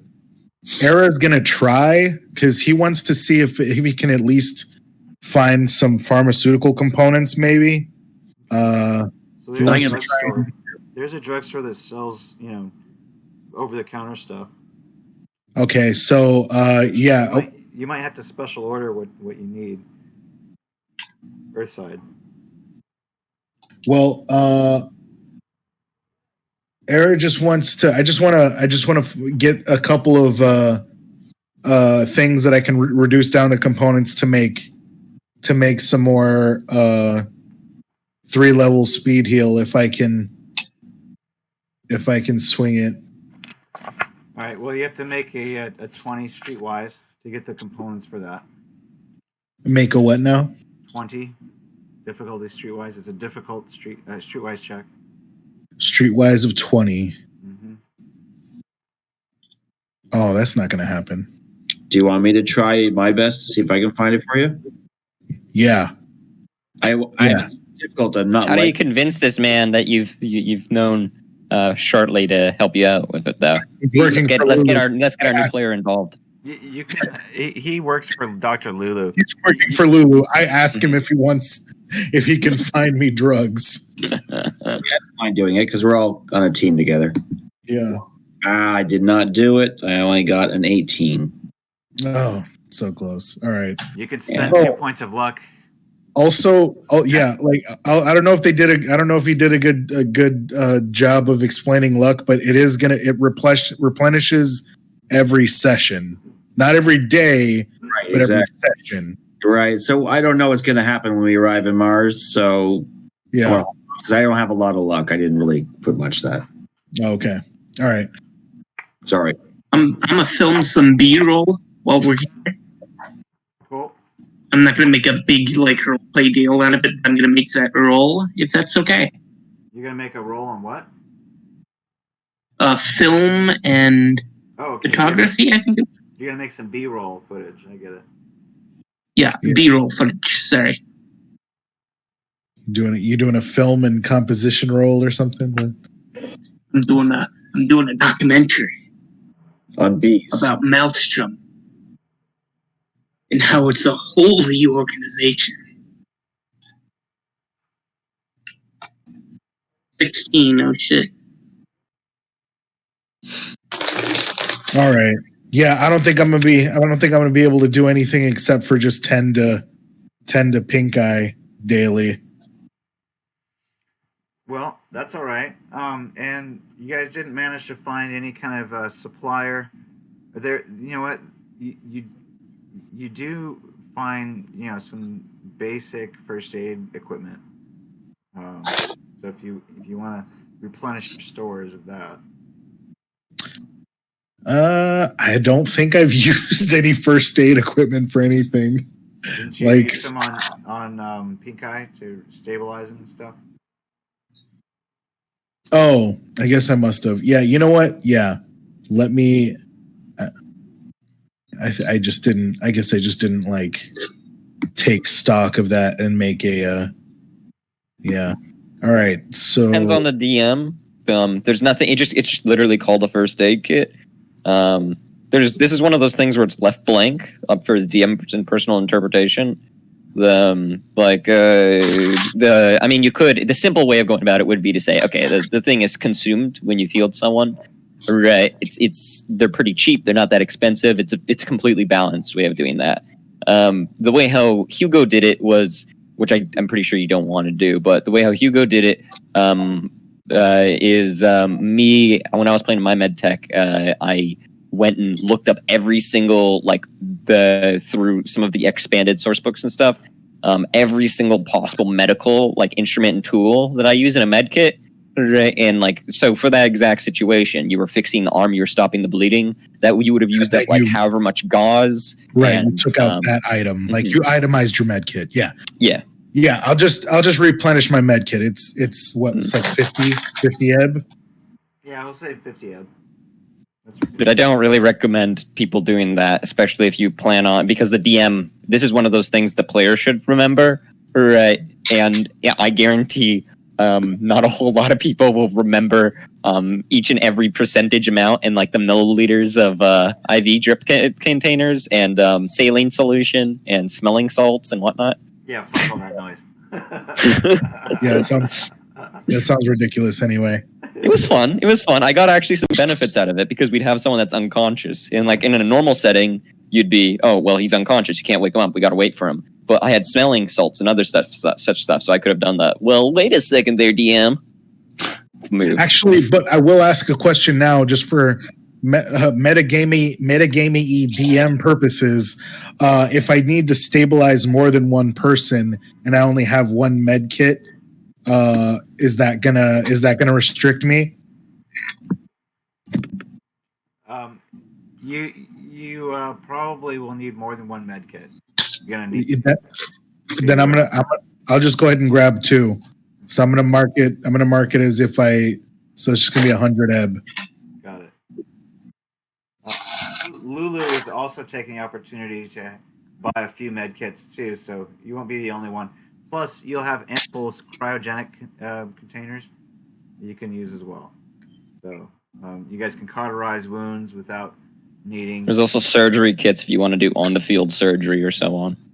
So a surgery kit or two would probably also be useful if you want to do major surgery, like installing cyberware.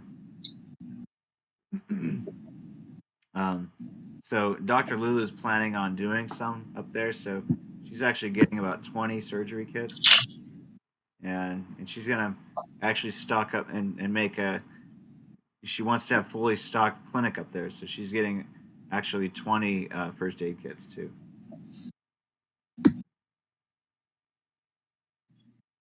All right. But sorry, if you could you direct me she's to planning on using those, for her patients. She doesn't want you to be pilfering her supply. Yeah, no, I got it. She's stocking up the store. Yeah. She'll charge you for them. But she'll give you the in-house rate. So you'll basically, as long as she's got them in inventory and she's willing to sell them to you, then you can probably buy some of her stock.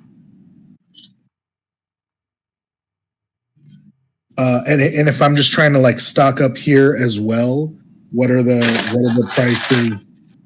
What are the prices and what do they got? Well, it's the prices. It's the bulk prices. I guess you could probably use a Streetwise check to see if you can get a discount. Sure. I'll say anything over 15 will give you a percentage discount of 2% per point over. Oh, I keep on thinking that I actually have Streetwise. One day I'll just roll well. That's fine. I guess not. One day. Yeah, you got to use your cred chip because they're going to charge extra for cash. Oh, that's fine. Yeah, I've been waiting to use that shit. Okay, cool. But yeah, what do they have in stock? They got all the surgical kits. Well, Lulu almost cleaned them out, but they've got, I'll say they've got 10 more surgical kits, and they've got at least 10 more first aid kits.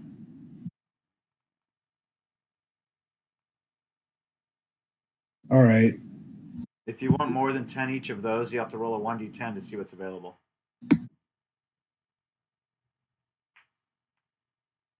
You said if I want more than 10, I have to roll a 1d10? Uh-huh. No, I think I'm good. I'll probably just end up I'll grab 10 of each as well. Or I'll grab 10 of each since that's what's left. And let's see. No, what's left is roll 1d10. That's what's left. Oh. Thought you said if I wanted more than that. Yeah, if you wanted more than that, roll a 1d10. That's what's left. Wait, if I wanted more than what? If I wanted more than what I have? More than 10. Oh, no. I want 10 of each. Okay. But you said because that's all that there was. And I said, no, there's more. But, oh, okay. No. Yeah. Well, no, it just sounds like a good round number, and she already picked up 20. I don't even know what. I mean, I imagine there's going to be some crap on Mars. I imagine they'll at least have first aid kits and surgical kits on Mars. Maybe not. There's 3 surgical kits left after you get your 10, and there's 9 first aid kits left. Okay, how much was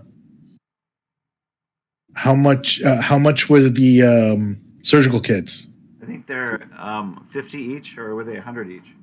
Oh, okay. So then everything's 50 each then? Well, I don't remember. Let me look in the booklet. Sorry, I couldn't find it. I've been like wandering around. Surgical kits are $400. First aid kits are 10. 400 ebb, sorry. 400 ebb and 10 ebb? Yep.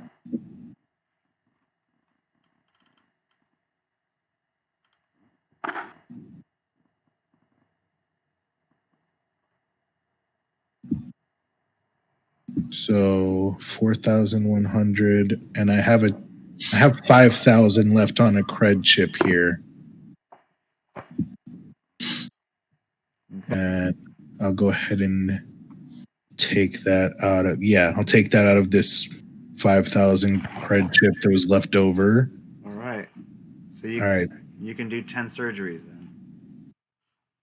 Or no, 4 surgeries. Wait, how many surgeries? Yeah, I got 10 of them. So you can do 10 surgeries. Okay, good.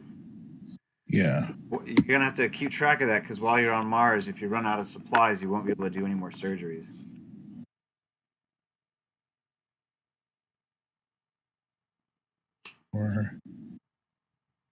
Lulu has expanded her capacity to be able to do 20 surgeries. She's willing to share her first aid kits, but not her surgery kits. You said they had 9 more surgery kits and 3 more first aid kits? No, there's 3 more surgery kits. There's 9 more first aid kits.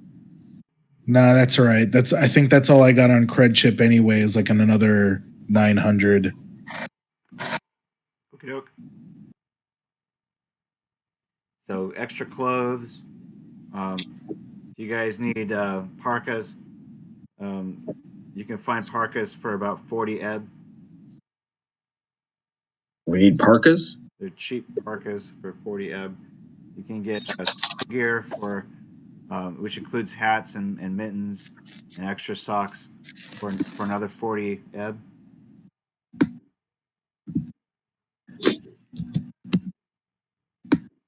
What page was that again? Snow 68? gear, snow gear for 40. 68. Got it. Okay. Thank you. What kind of hat do they have? They just have like the knitted caps. Like a toque? I'm not sure what a toque is. I don't Yeah. know what a toque is.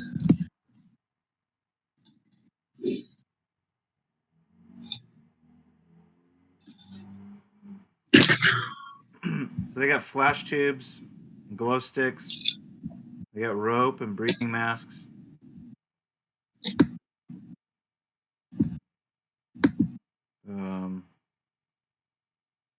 They've got digital cameras and recorders. They've also got plenty of brain dance material. You guys are into brain dance material. Yeah, we're gonna be put under DD, aren't we? They've got laptop computers. They've also got cyber modems available. Interface cables, Trode sets, keyboards, stuff you might want for your computers.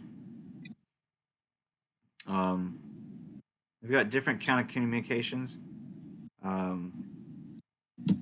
So you can have like cellular phones, or you can have ear comms like a cellular or mini cell phone, or a pocket commo, or a mastoid commo goes around your ear. So you see, there's a lot of different kinds of communication devices for sale. If you don't already have one. There's Yeah, I think I might. Go ahead. No, you go. You go on. There's surveillance gear if you want binoculars or IR goggles. Those are for sale. Brain dance costs about $20 per chip. I might buy a few BDs since we're gonna be under, aren't we? Okay, so they're about $20 each. How much did I make off the job? Pardon me? The last mission? I think 25,000 ebb. Yes. There's a poison sniffer that you find that's for sale. It's 1,500 ebb. Guess I'll get a few brain dance and You also find some plastic cuffs for 100 ebb. I think I'll get a laptop computer too, so it like do the editing. Okay. So that's so far 220. 920. Fuck, sorry. Drug analyzer for 75 ebb. Air hypo for 100 ebb.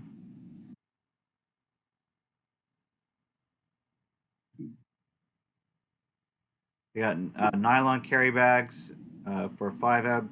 Sleeping bag for 25 ebb. Inflatable bed for 25 ebb.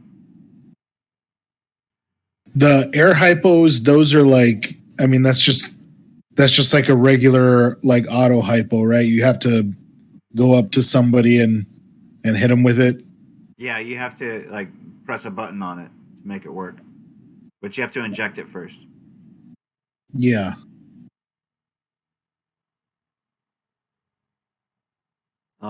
They also have, I guess, what I would call little cleaning bot systems for 1,000 ebb. Those are pretty high ticket items. They sell those. Do they have the cutting torches in stock and the electronics toolkit? They have an electronics toolkit, but they do not have the cutting torches. Okay, I'm gonna grab an electronics toolkit, and I'm gonna grab 5 air hypos. I've already got a drug analyzer. I'm still shopping. I think I'll buy a jacket too. Okay, a parka. Yeah. Oh, that's what else I wanted to get. Yeah. Okay, so the parka is a little bit more expensive than the jacket. They're 40. Yeah, that's fine. At least They also have air in a can, and you can get as many of those as you want. They seem to have a lot of those. Air in a can is $5 for a minute of air, or 5 ebb for a minute of air. So they come in packets of up to I think 30. So 30 times 5 All right. would be how much that costs. 150. Yeah. 150 for a 30-minute tank of air.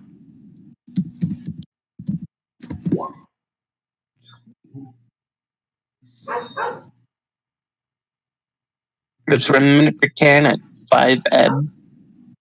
Yeah, 5 ebb per minute. Ebb per minute. And Okay. these cans of air, like this 30 pack, like how big are we talking? Like, It's like the size of like a 12-ounce can of soda. okay. So we could say maybe like a normal aerosol can size. Yeah. Okay. All right. Well, I'll definitely get a 30 pack at least of that as well. How much were the parkas, and what was the other Parkas are snow 40. gear? Parkas are Parkas 40, are and 40. snow gear is 40 as well.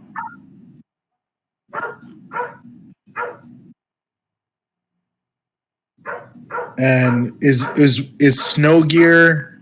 Was that what you were saying? It just included like extra socks, extra whatever. Yeah, like a hat and gloves.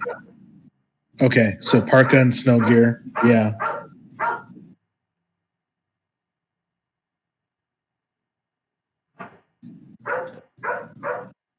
And then, do I need a breathing mask for the canned air, or is that like? Yes, you do. Okay.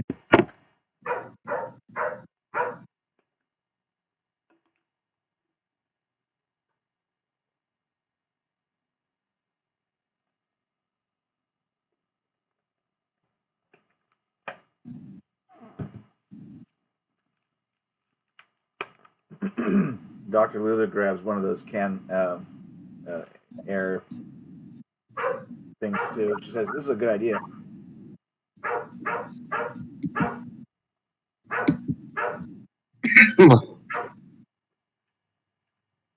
So the breathing masks are 30 ebb and 30 minutes of air, 150. So 180 for your setup. Yeah.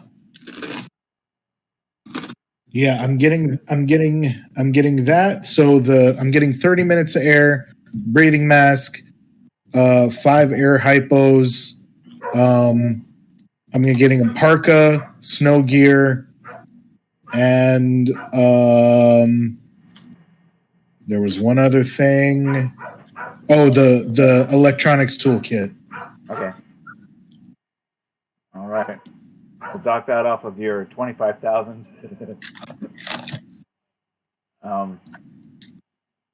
And Dr. Lulu says we still need to find maybe get some way to transport gear from here out to Mars. This is where the last stop to get to Mars. We need to establish a trading post here, almost. As in, we have to we need to find some kind of like delivery, or Well, if we want anything sent to Mars, it's got to come here.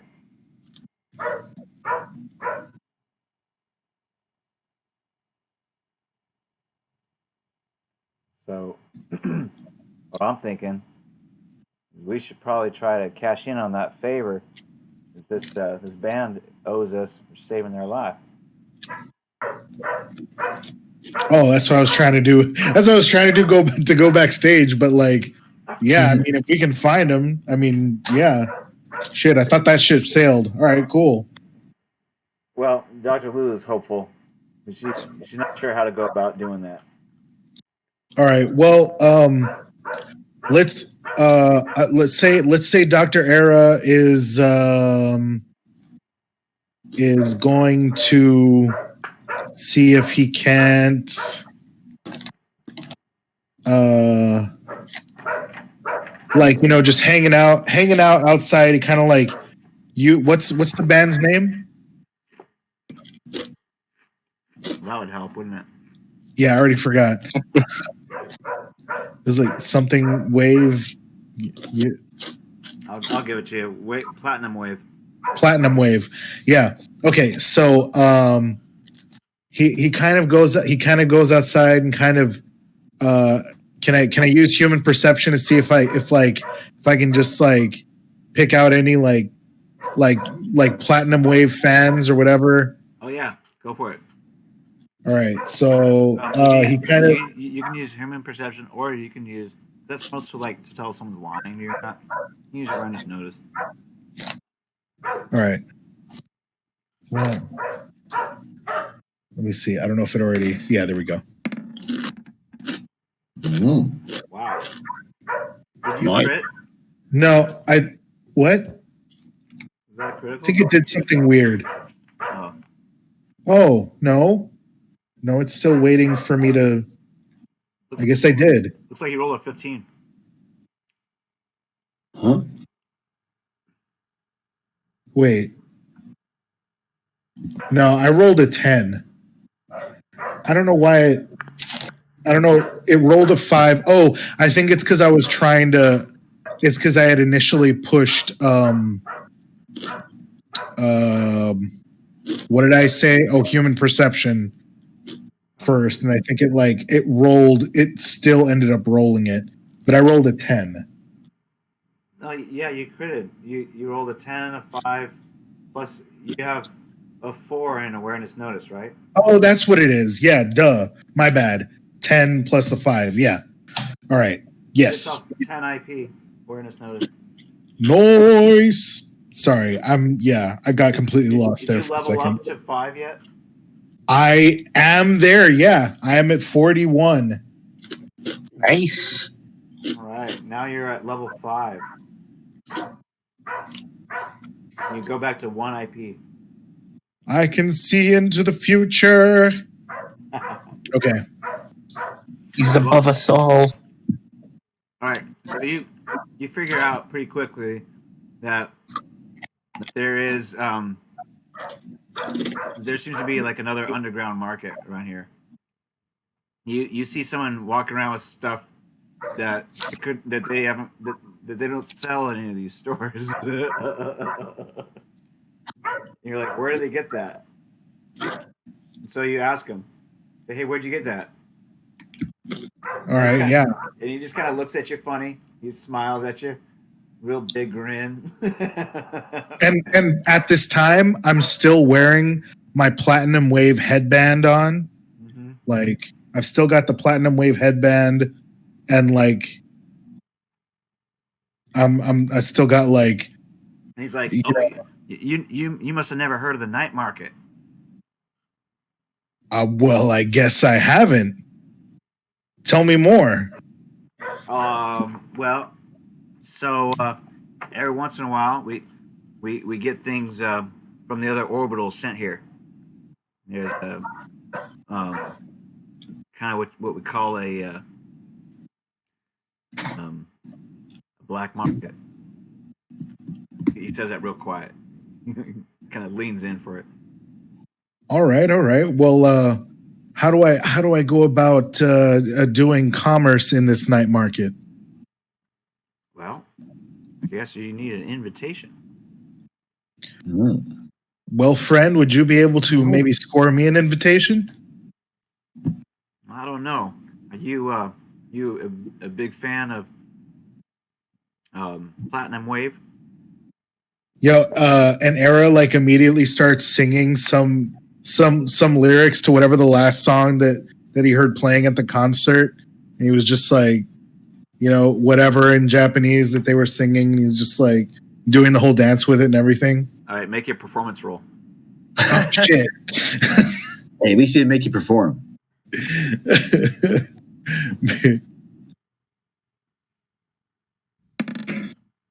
Okay, good. You did a pretty good job. Yeah. So the guy's impressed. He's like, "Oh, awesome! So you were at the show, huh?"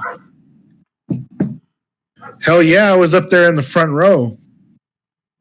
Well, damn, that's pretty cool. I guess I could invite you.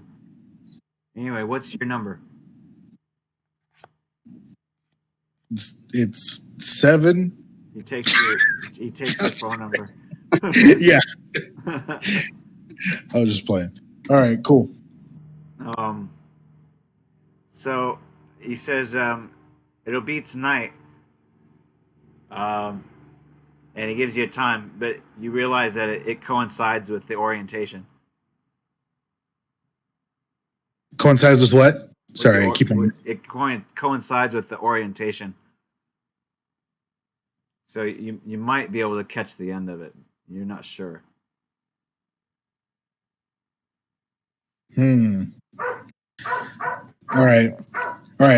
Thanks a lot, friend. And I'm gonna go back and and I'm gonna tell Dr. Lulu what I just found out. I'm just be like, hey, so apparently there's a night market around here, and it's invite only. But I just scored an invite. But here's the deal: I'm pretty sure it's going on at the same time as our little orientation. Well, Just I don't know if we'll be able to do both, but it's good to know. Maybe we get a second wave of Maelstrom coming back here. We can attend. That's really good information, though. all right. Well, just asking. How important is this orientation? Oh, I believe if you miss this, then you don't get to go to Mars. All right. Well, okay.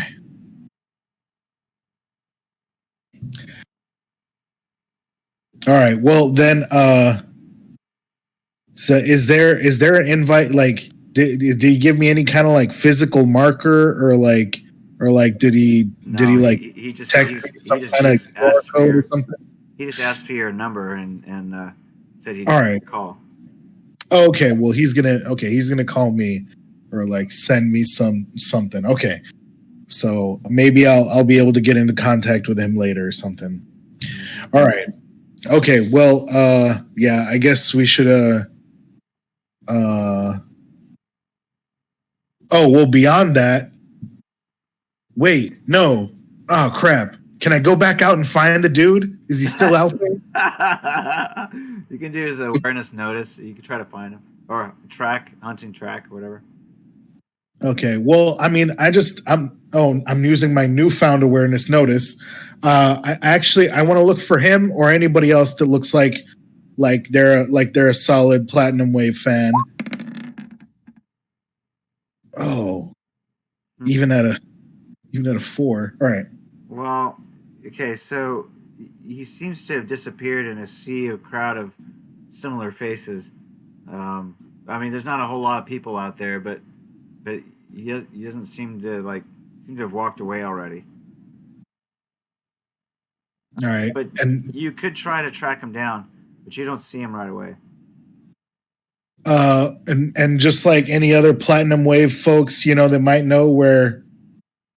Because I'm just at this point, I'm just looking to see if I can find somebody that can tell me, if Platinum Wave has like a club they hang out at after the shows or anything like that. Oh, I thought this was like the next morning. You guys already. Or,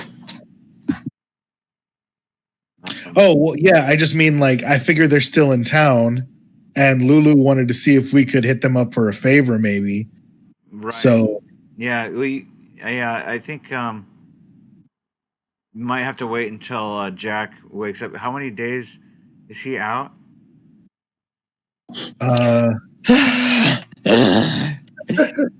Yeah, Jack.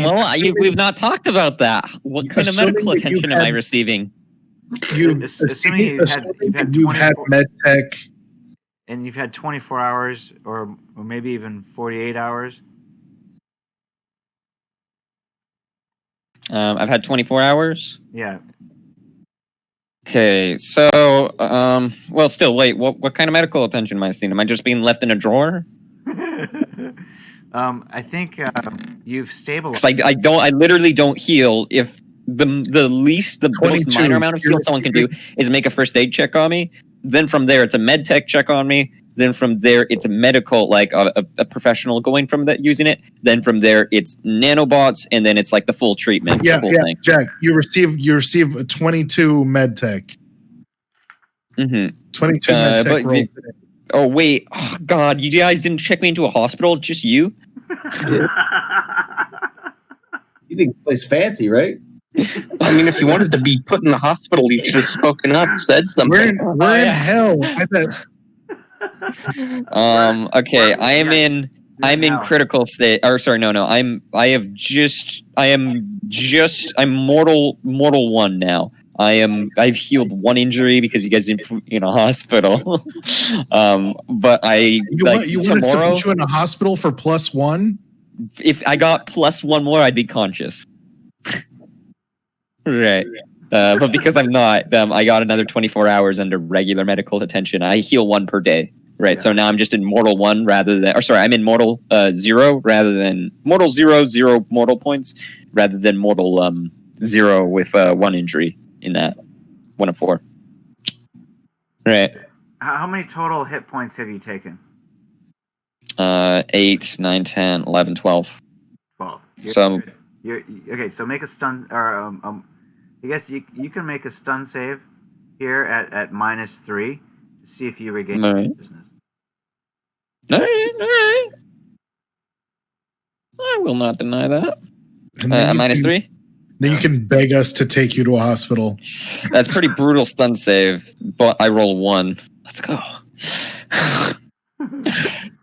Everything hurts. Take me to a hospital, please, for the love of God. So you regain consciousness briefly. I have to be honest. What the fuck are you doing? What kind of arm job? What kind of chip removal job was that, Era? I have to be honest. That was the worst arm. That was the worst arm removal job as well in the history of arm removals. I have to be honest. I could have done better with an axe. All right, I should have, Jack. I assumed that when we got to hell, there wasn't going to be concerts and fucking hospitals. So I didn't even know to check you into a hospital. It's a basic human right. You say that because you're from Canada. Yeah. That is true.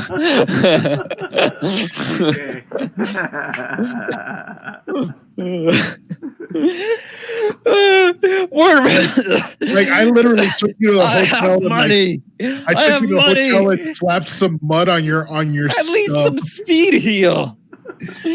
I was trying to get some speed heal for you. Speed heal. Me a beer. It's like $16.50, yeah, man. I don't even care what happened with their job. I hope you failed it. Take me to a hospital. All right. You owe me a beer. Is that what you said? Yes. So, can we have checked Jack into a hospital at least today? Because I didn't even realize that was an option, and just the idea of going to a concert while he was just bleeding out in a hotel room just kind of makes me feel really bad. It makes me smile. I'm not trying to add days onto his treatment or anything, but can we just say that we checked him into a hospital today? Because actually, even if that's Even if we I got was here conscious, today. I'd be rolling at way less than everyone else. Right. I'm in serious wound category. I'd be walking around in crutches. I'll get you some more speed heal as soon as I can get some components. By the way, all you need to tell. Well, actually, no, I'm not going to say anything. Well, you're lucky to be. I was gonna console you about how to change Pink Eye's opinion if the absolute mess of a job that it was. In that fact that don't want to say anything. Yeah, I almost slipped twice now. I don't.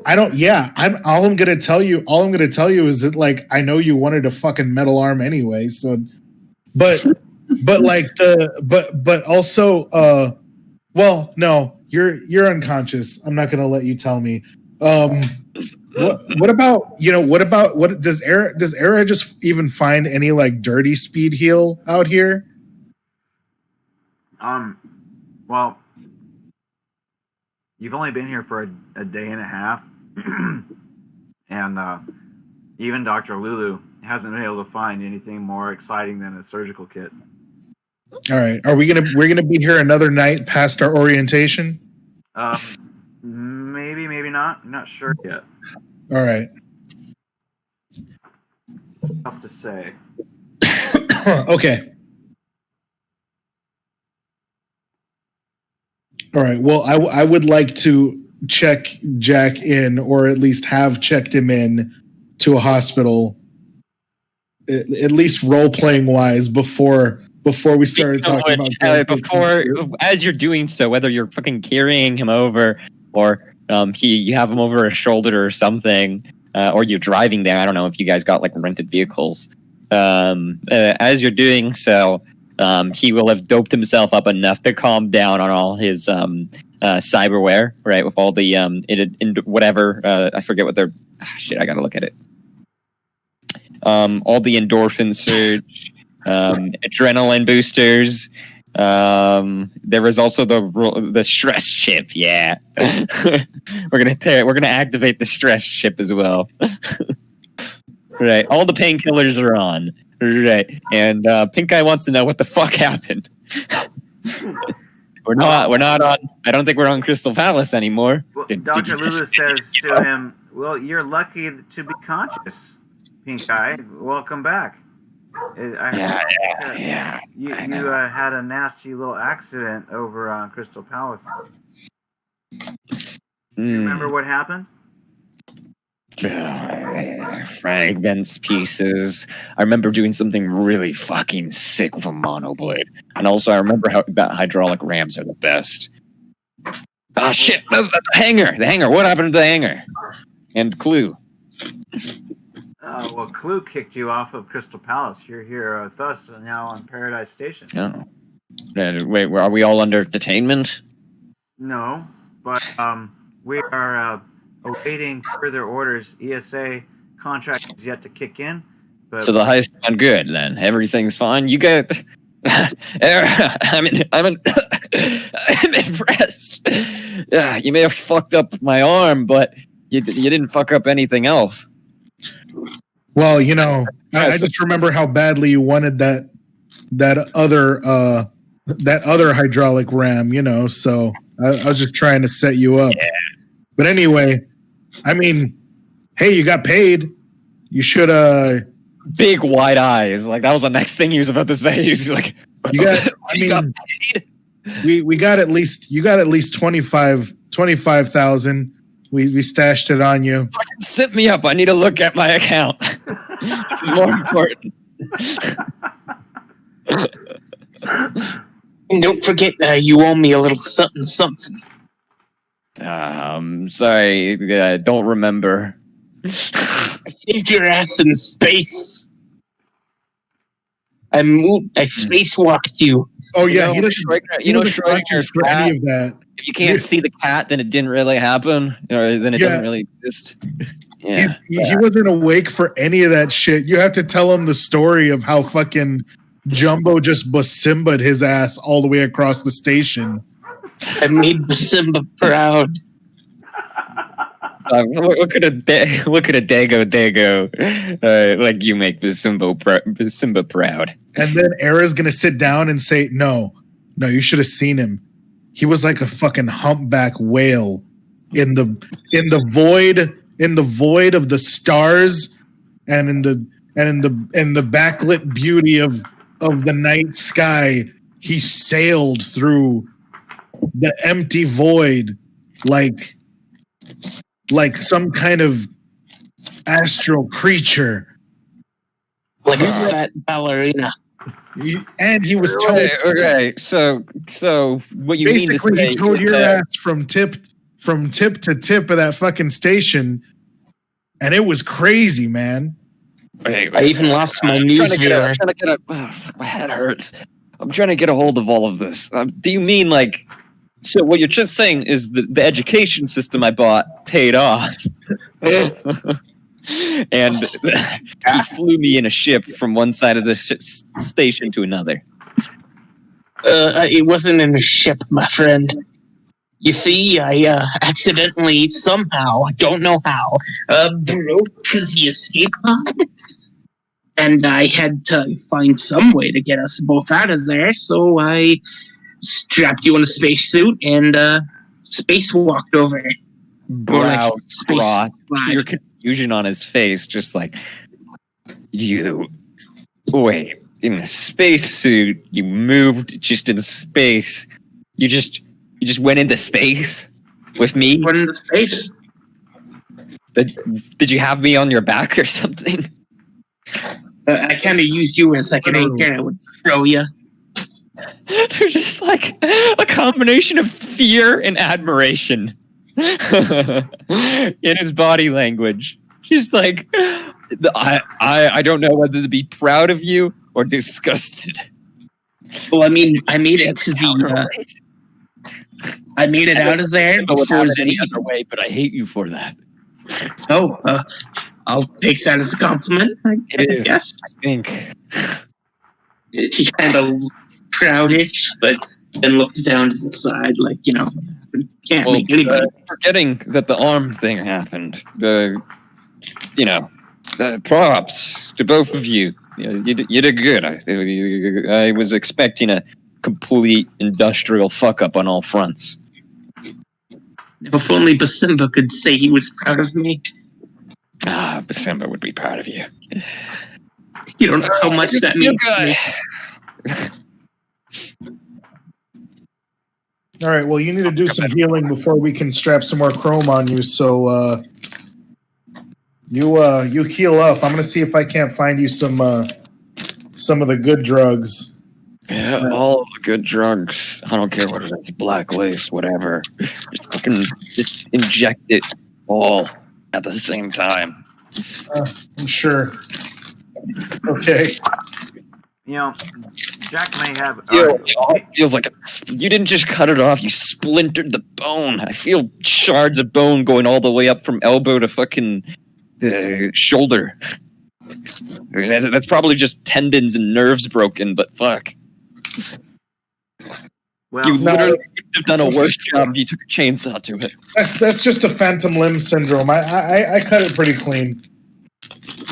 I can see the fucking bony stump poking out in shards. What do you mean you cut it cleanly?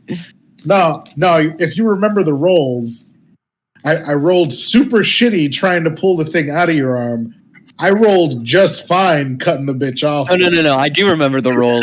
I remember you fucked up every medical roll, but the easiest one, which was cutting off the arm, and you rolled way higher on the damage than you should have. Meaning you didn't cut it perfectly. You cut every tendon and nerve and fucking artery that you could have. I rolled high. That means I rolled high. I rolled Away high from max damage. meaning I did it well. The damage just means it fucking hurt a lot. I don't believe no. If you did it well, then you would have rolled low damage. I'm putting my foot down on that one. Maybe that just means I did it slowly. Carefully, methodically, with a crunchy to it. It's important to enjoy your work. Yeah. Yeah. See? Oh yeah, I wouldn't have wanted to rush you or anything.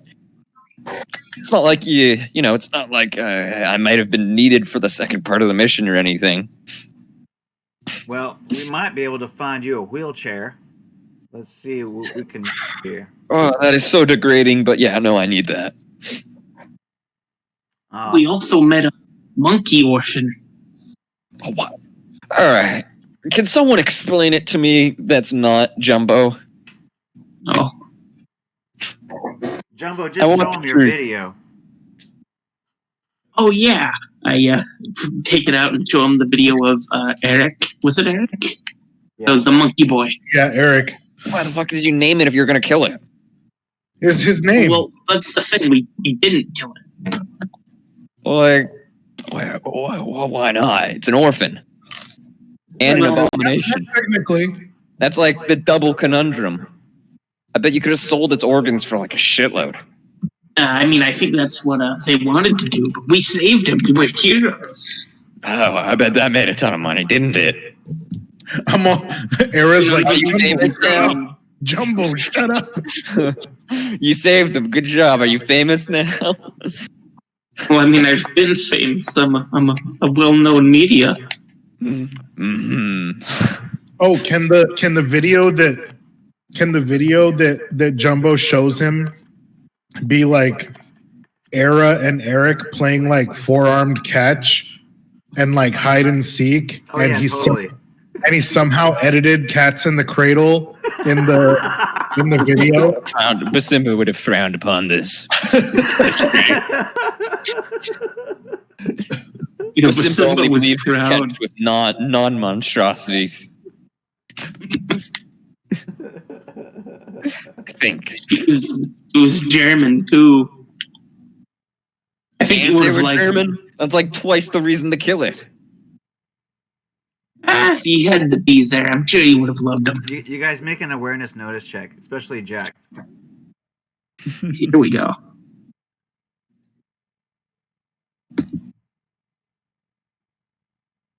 So not only could you have made money if you killed it, Well, been famous if you killed it. You gotta wait. It was an orphan, so killing it is just kind of necessary for the goodness of the humanity. You know, like Let's better see. Darwinism. Let's see your roll, And big guy.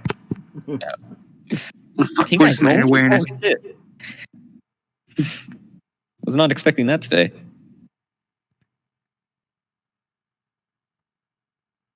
Oh, give me a second. My fantastic awareness coming right up. Boom, 16. All right. So you do notice that Dr. Lulu's personal bodyguard appears to be somewhat of German descent.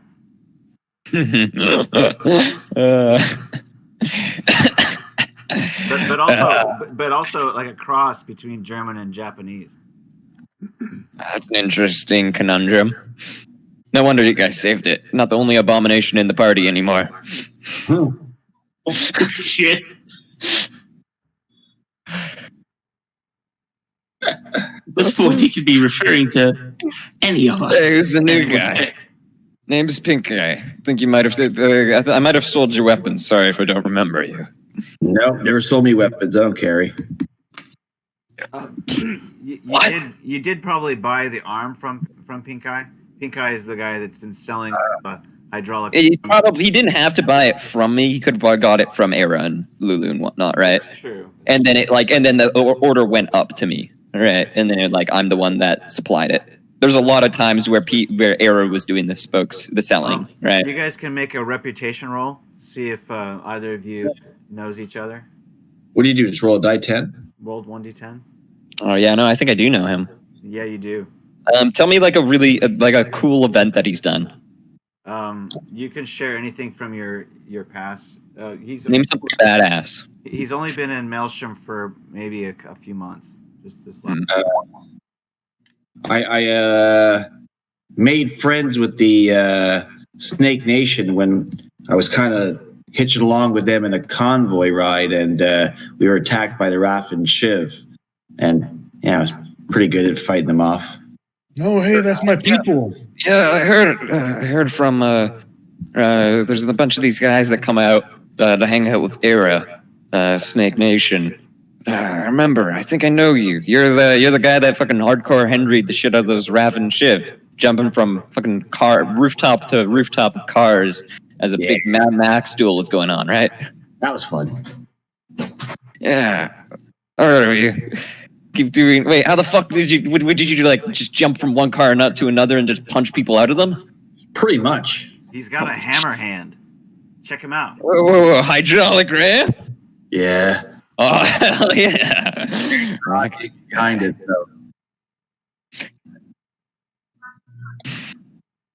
so. Who would have thunk? That's why I don't need a gun. He's not. Pink Guy's nodding along, he's heard of some of your exploits, right? Hammer hand plus hammer hydraulic hand. I can't think of any. I can imagine it right now. Fucking like some Matrix style battle as a car's flying, barreling towards you, and you just punch the fucking hood in, flipping the car a million times over your head, and you just flex. I don't know if I'm quite that strong, but.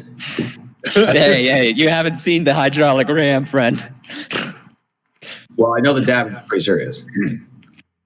Hydraulic ram will kick some ass. John, that's right. the mythos. Bring me to the hospital. The pain. I'm starting to get used to all these all these adrenaline boosters and whatnot. That's the kind of mythos that the Maelstrom inspired, John. You know, you know right well that that's not how it went down, but that's what people believe. All right, sounds good. It's all about battle stories. Oh, I'll get a few more. The car flipping over your head 100 times. That's.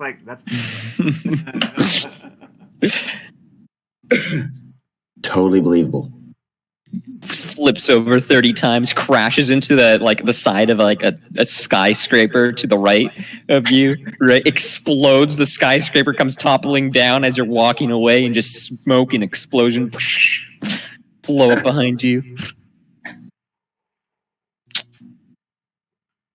Anyway. That's hydraulic ram. That hammer could do Pink it. Guy is obviously delirious. Shit.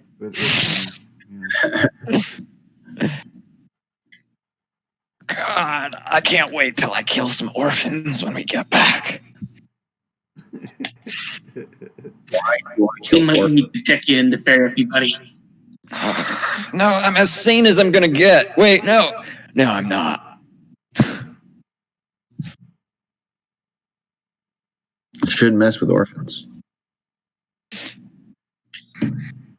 They stole his stinging missile. If no one messes He's with angry. orphans, then I will. I'll be the hero this city needs.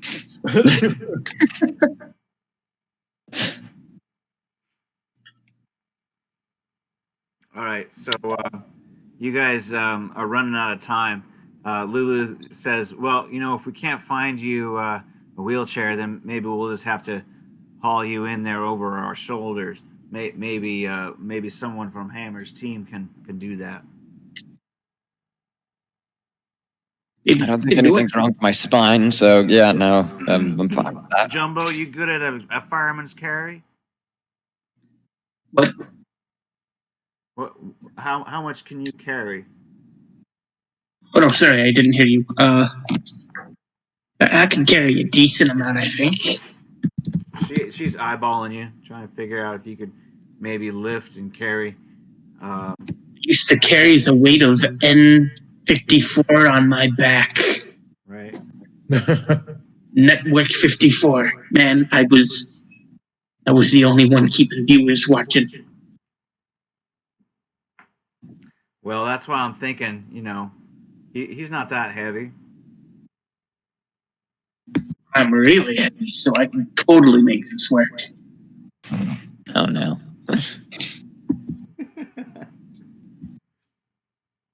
Hey, what's wrong, buddy? You seem, tense. Yeah, does he have to include his own weight in his lift? I think that's pretty top heavy, but he's still human. Right. Or mostly. Alright. Kind of 50. It's all like upper cybernetics. Plus he's missing an arm, so that's like a good 8 pounds off.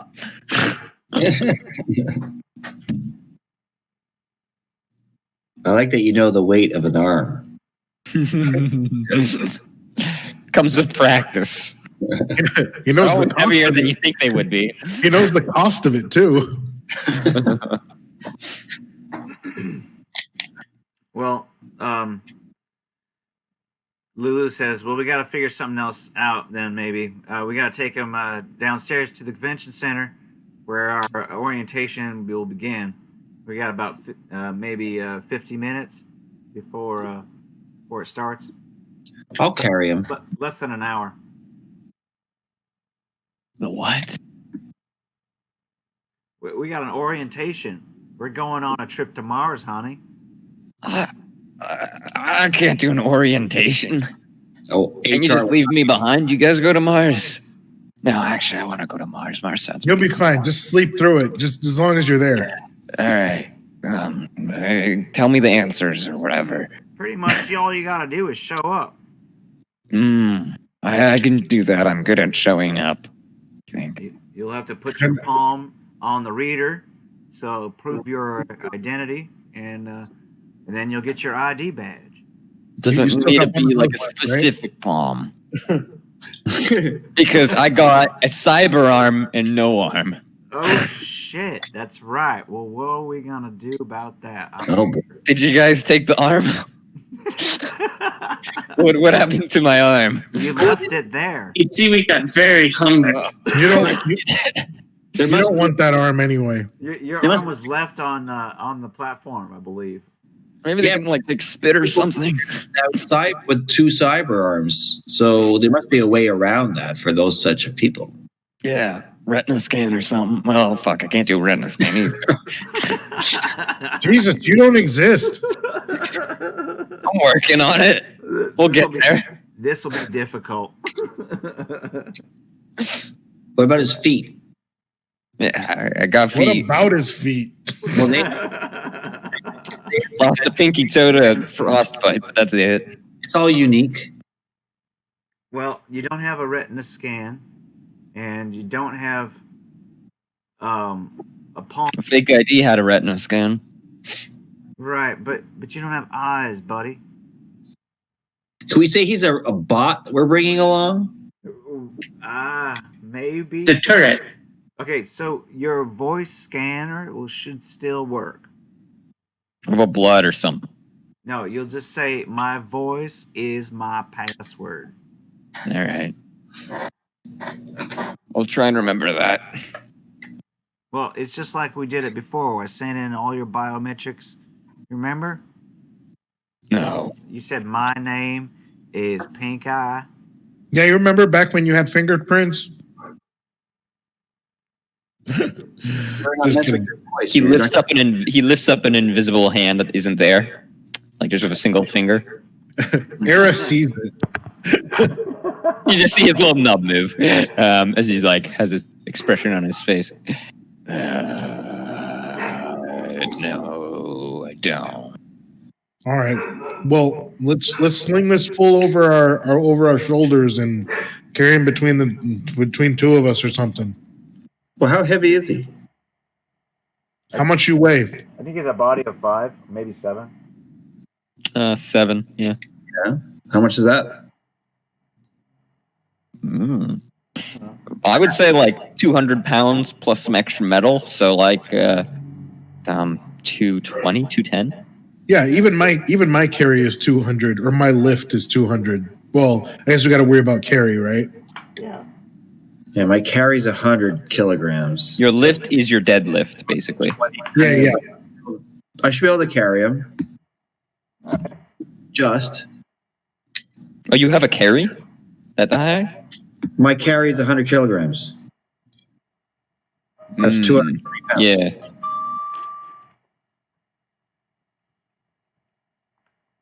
I leave it up to the DM to dictate how that's ruled. Right on. No actual rules for this. Well. Also, it's 0.9 G, so it's that changes it too. It's even easier. yeah. So that's minus 10% of that weight of whatever his weight is. Yeah, it should be fine then. Awesome. All right, cool. So you bring him into the convention center, which is in the main floor, the bottom floor of the hotel. There's a lot of people staying in this hotel who are going to Mars. So conveniently enough, the orientation is here at the hotel. This is for a timeshare, isn't it? Well, kind of. It seems like it. They got a big model of the Explorer, which is basically it's a major feat in engineering. It's a cycler. So the Explorer cycler looks like a big X. So they got the model of it hanging from the ceiling, and so you walk underneath it as you go into the convention center. You guys file in there. There must be at least 200 of you, probably maybe, close to 250. Anyway, you guys settle down in the room. Eventually, somebody comes up to the front, bangs on the microphone. She speaks loudly and clearly. Obviously, she's delivering a well-rehearsed presentation. She says, "Welcome to you all. My name is Julie. I will be your crew liaison during the waking periods of the voyage we are about to take to Mars. If you have any problems or questions, please don't hesitate to ask me. This will also be my first voyage on the Explorer. However, I already know quite a bit about the ship's facilities, and I've been living here for the last 2 months on the Paradise Station, just getting myself familiar with the task of being your liaison officer. So I'm ready here to answer any of y'all's questions." And she starts answering questions, and you guys' eyes just glaze over. And a lot of people have laundry lists of questions that they want answered. So some of the stuff you're like, yeah, whatever, But the chaos ensues as the meeting progresses. And eventually, she gains control. Because Pink, I think it will be funny. He wants to ask, "Hey, what are the policies on orphans up there?" You don't get a chance to ask that because Damn it! there's like a long line to ask questions at this point. And Pink Eye can't wheel up to it. Pink Eye's not waiting in the fucking line. Yeah. Yeah. Anyway, things calm down again. She kind of gains control back of the meeting. He says, well as the necessary crew, we'll be transporting 250 passengers, including yourself. So please be patient with me as I try to get to all your inquiries. Most of these passengers will remain on Mars. Many will be taking residence at the joint U.S. and Japanese facility at the Chris Planitia facility. I would like to extend an early welcome to all of you who will be joining us at Chris. We look forward to your membership in our thriving colony. The remaining passenger complement consists of a number of scientists and I believe even some tourists who will be making a return trip to Earth. There is also a significant number of colonists who will be joining the joint Euro-Soviet colony at Isidis Planitia. We here at NASA extend our best wishes for your journey and future success with our cousins at the Isidis base. So the Isidis base is run by ESA, Dr. Lulu says. He says that's where we'll be headed. You guys can all make an awareness notice roll or human perception roll.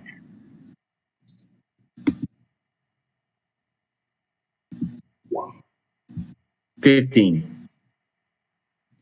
All right, you get the idea that Julie might not be as new to this as you think. That she seems to be feigning her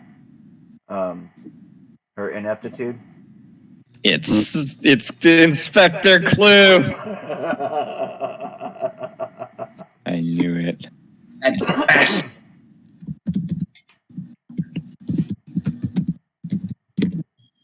She seems to be checking everybody out. Kind of. It's definitely Inspector Clue. So she's giving everybody a chance to kind of, introduce themselves to her with their questions. But meanwhile, rather than try to answer their questions, she's really just trying to figure out their motivations.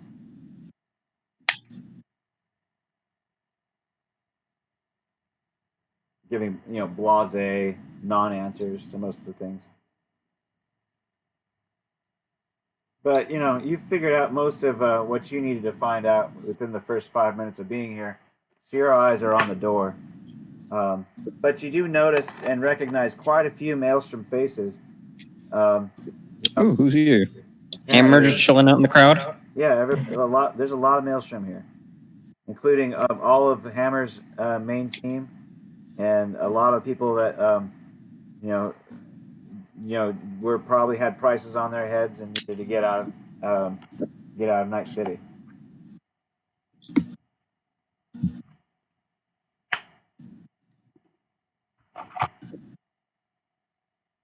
You guys are all keeping your heads kind of low, though. Maybe every once in a while you guys might make eye contact, but you don't go over and say, "Hey, what's going on?" Give each other secret handshakes or whatever. You guys know. What are they doing, though? Well, they're just laying low. They're just kind of like not saying much. They're just trying to get through the meeting. But you might find them after the meeting. I don't know. If there's somebody that you really wanted to connect with. Wasn't expecting that, honestly.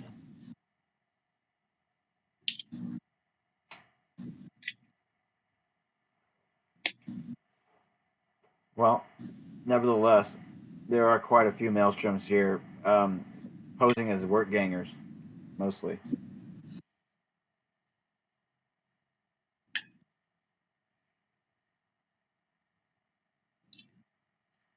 Alrighty then. If there are no further questions, if I have not spoken to you, you can meet me after the meeting.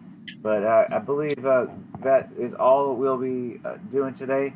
Everybody, make sure that you fill out your special requests for the journey, and make sure you pick up your ESA or your NASA ID. After you log in with your credentials. So you see people lining up for a queue. Either there's a bunch of NASA queues and there's a bunch of ESA queues. Everybody's going to get their specific credentials and passes to go to wherever their final destinations would be.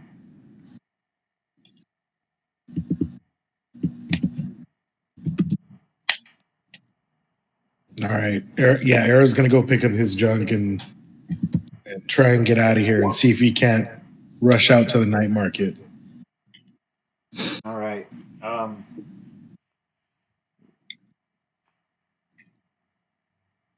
You guys going to have to make a 1d10 roll to see if your credentials go through.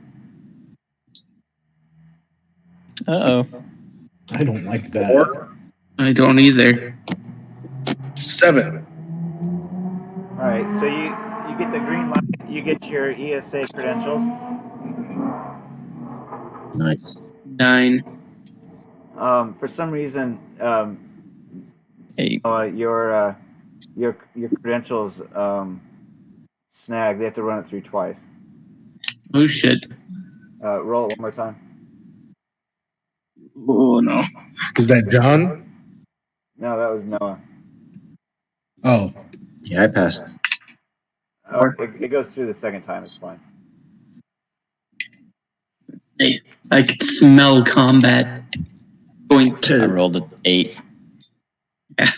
Don't worry, guys. I'm an expert at combat. I'll be perfectly great. The cripple will be fine. Your voice pattern recognition goes through.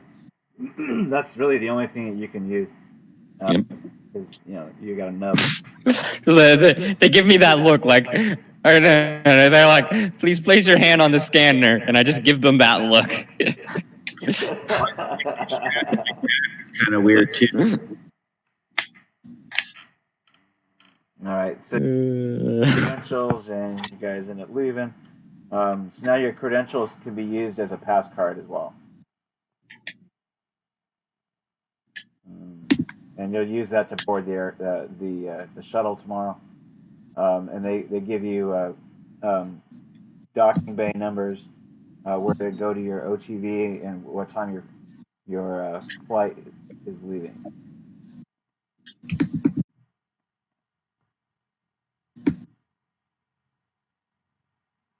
Catch that flight.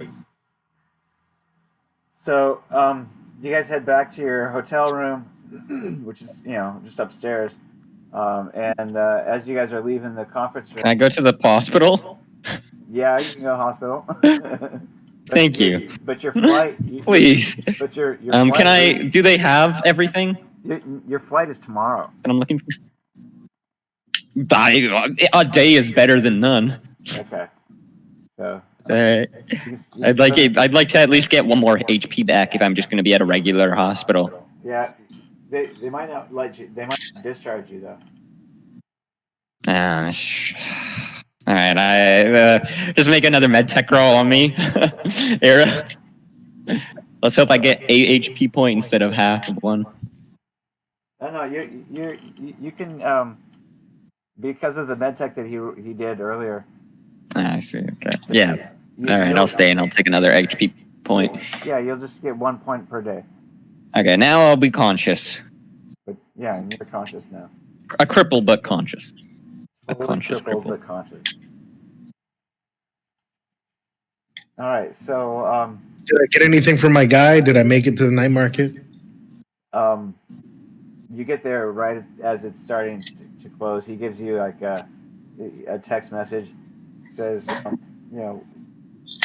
where they'll be. It takes you a while to get there. Things are kind of closing up as you arrive, but you have time to get one thing probably. What was it that you were looking for? Shit. Not shit. I'm not looking for shit.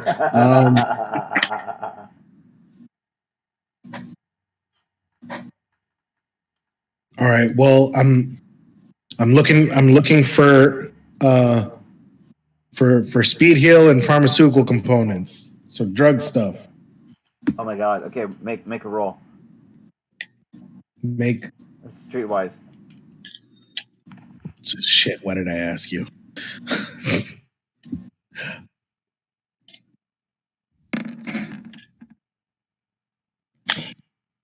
You're gonna need at least 1 point of luck. I'll use 1 point. All right, so you find some pretty expensive supplies. There's a 30%, no, we'll say a 50% premium on top of the cost to get the supplies that you need to make one speed heal dose. So instead of costing you, what was it before, it's going to cost you an additional 50% more. Make. And will they accept trade of a 9mm? Oh, you know what? No, because these kind of weapons are basically worthless because nobody in the right mind would use them. Of course not. Of course not. You nobody in their right mind. All right. So how much does that end up actually being? Okay, so you want to make something that has a difficulty of 18, right?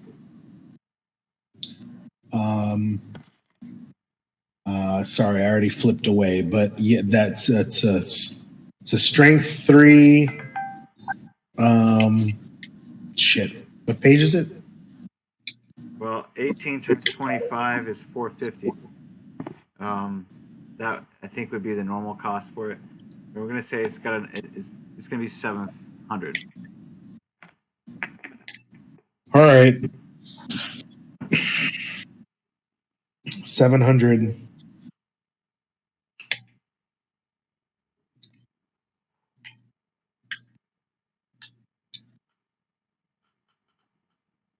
Just And a nice can I- number.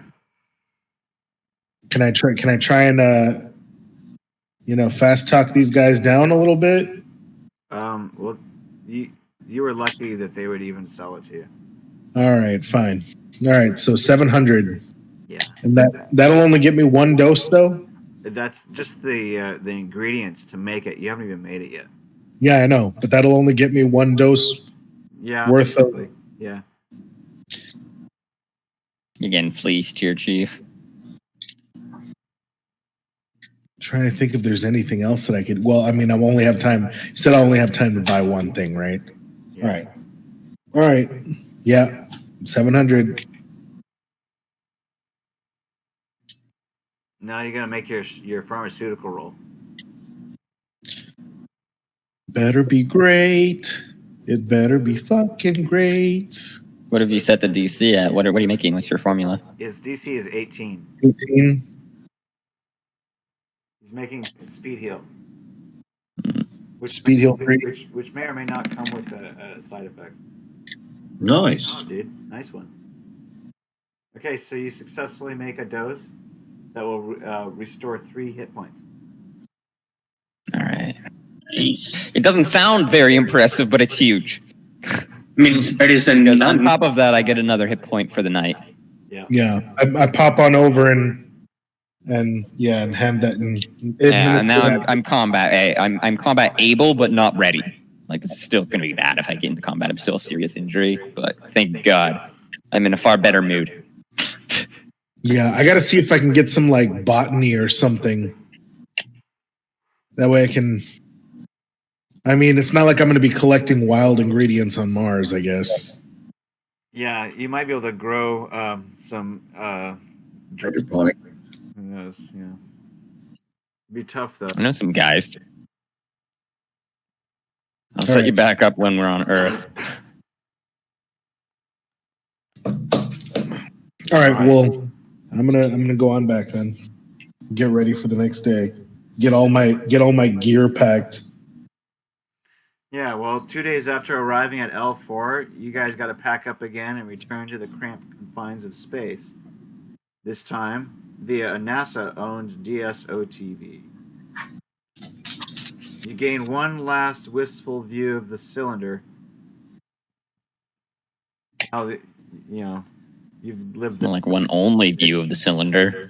You can call it hell too, instead of Paradise Station, as they ascend the elevator and weightlessness returns to plague them before the doors close behind them. The SS. Oh no, this is hell. No one's armed and we never get mugged. This is the worst. Yeah. I saw a concert, dude. You guys are going to the SS Roosevelt. It's an older model than the ESA transport that you had before, and it has a very basic interior. The security on this leg of the journey is even more severe than the earlier portion, mostly due to NASA's well-funded fear of sabotage of their all-too-successful Mars program. So, you guys have to also make a body roll. Otherwise, you might find yourselves ill due to the effects of weightlessness. So there's not a 0G, it's just a straight body? Oh, you can. Well, It's not cool. I think we did cool before, right? Yeah. Yeah. Cool is like the resist torture and drugs as like the role for Yeah, uncomfortable situations. do a cool roll instead. Cool. I don't have that, but I do have. You just have to roll. You just have to roll under your cool. Right, I made it. Oh wait, just roll a d10 under your cool. Yeah. Otherwise, you lose your lunch. All right. Oh, I rolled the default. Oh, yeah, damn. okay, my bad. I rolled something else. I rolled a 1. Nice. so then I rolled a 2. Cool, yes. Good. I rolled a 12. You rolled the wrong thing. Yeah, it's not what we Oh, really? roll a 1. You're not- Yeah, you gotta roll just a d10. The fact is, you have a cool of 10 anyway. Yeah, but he rolled a 2. Like his actual roll was a 2. Roll Anyway. the 2. Now he rolled a 1, so Yeah, so Better. he's still gonna be cool. Mm-hmm. If he rolled, Okay. the only way he wouldn't be is if he rolled a 10, basically. You know, Doubled. your thing wrong. It had to come out of 1 because you wrote 1D10. Oh, shit. Yeah, you didn't write it right. He didn't write it right, but the second one was a 2 anyways. It's fine. Cool. So you guys managed to keep your lunch this time. What sort of security procedures do they make us go through? Well, this is a good question because you guys are transporting some weapons. So you have to figure out a way. First of all, the A team goes back into their cryogenic containers. Lucky bastards. It's possible that you could stash some of your weapons inside of their cryogenic containers. Yeah, if we have to go through security, I'm gonna All of them. stash weapons in one of the cryo tanks. Dr. Lulu has 2 levels in hide evade, so if nobody else has hide evade, Yeah, if I've got it's 5 anyone, levels. it's Lulu, because she's the one that installed it, I believe. Because got this is 5 a levels. cybernetic that I started my character with. Otherwise, I'll just use cryo tank operation and actually hide it inside of the cryo tank. Who's got 5 levels in hide evade? that's basically what she's. Who's got 5? That's me. Okay, well, do you want to? She rolled an 18, so if you can do better than her. So I rolled a 9 on my hide evade. What does that give you total? It was just to see if they noticed my secret storage unit in my arm. There's nothing in it, so if they find it, I'm not worried. I'm just curious if they're going to check that well. It's an intelligence skill. What's your intelligence? My intelligence 7. So I rolled it. Add that to 9. Do you have Yeah. any levels in hide evade to add? None. So it's 16. They rolled a 17. So not enough to find Dr. Lulu's stash, but enough to find yours. Yeah, there's nothing in it. It's empty. I just was curious to see how well they were checking, for future reference. Yeah. That is why I did not roll. Good. All right. So she manages to sneak your guys' stuff through security, through one of the cryo tank containers.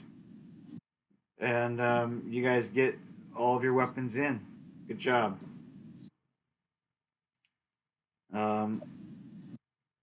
Let's see here.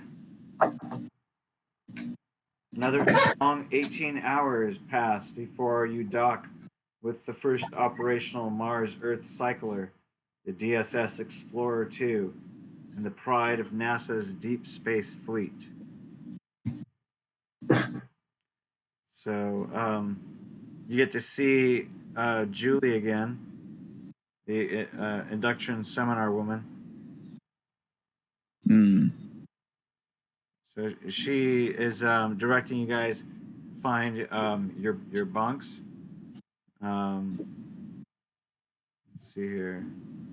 Shortly, you'll be directed to enter the sleep compartments for the duration of the voyage. I can assure you these are quite safe. And she points to some of the cryogenic containers that are already containing some of the work gangers, like notably Hammer and his crew.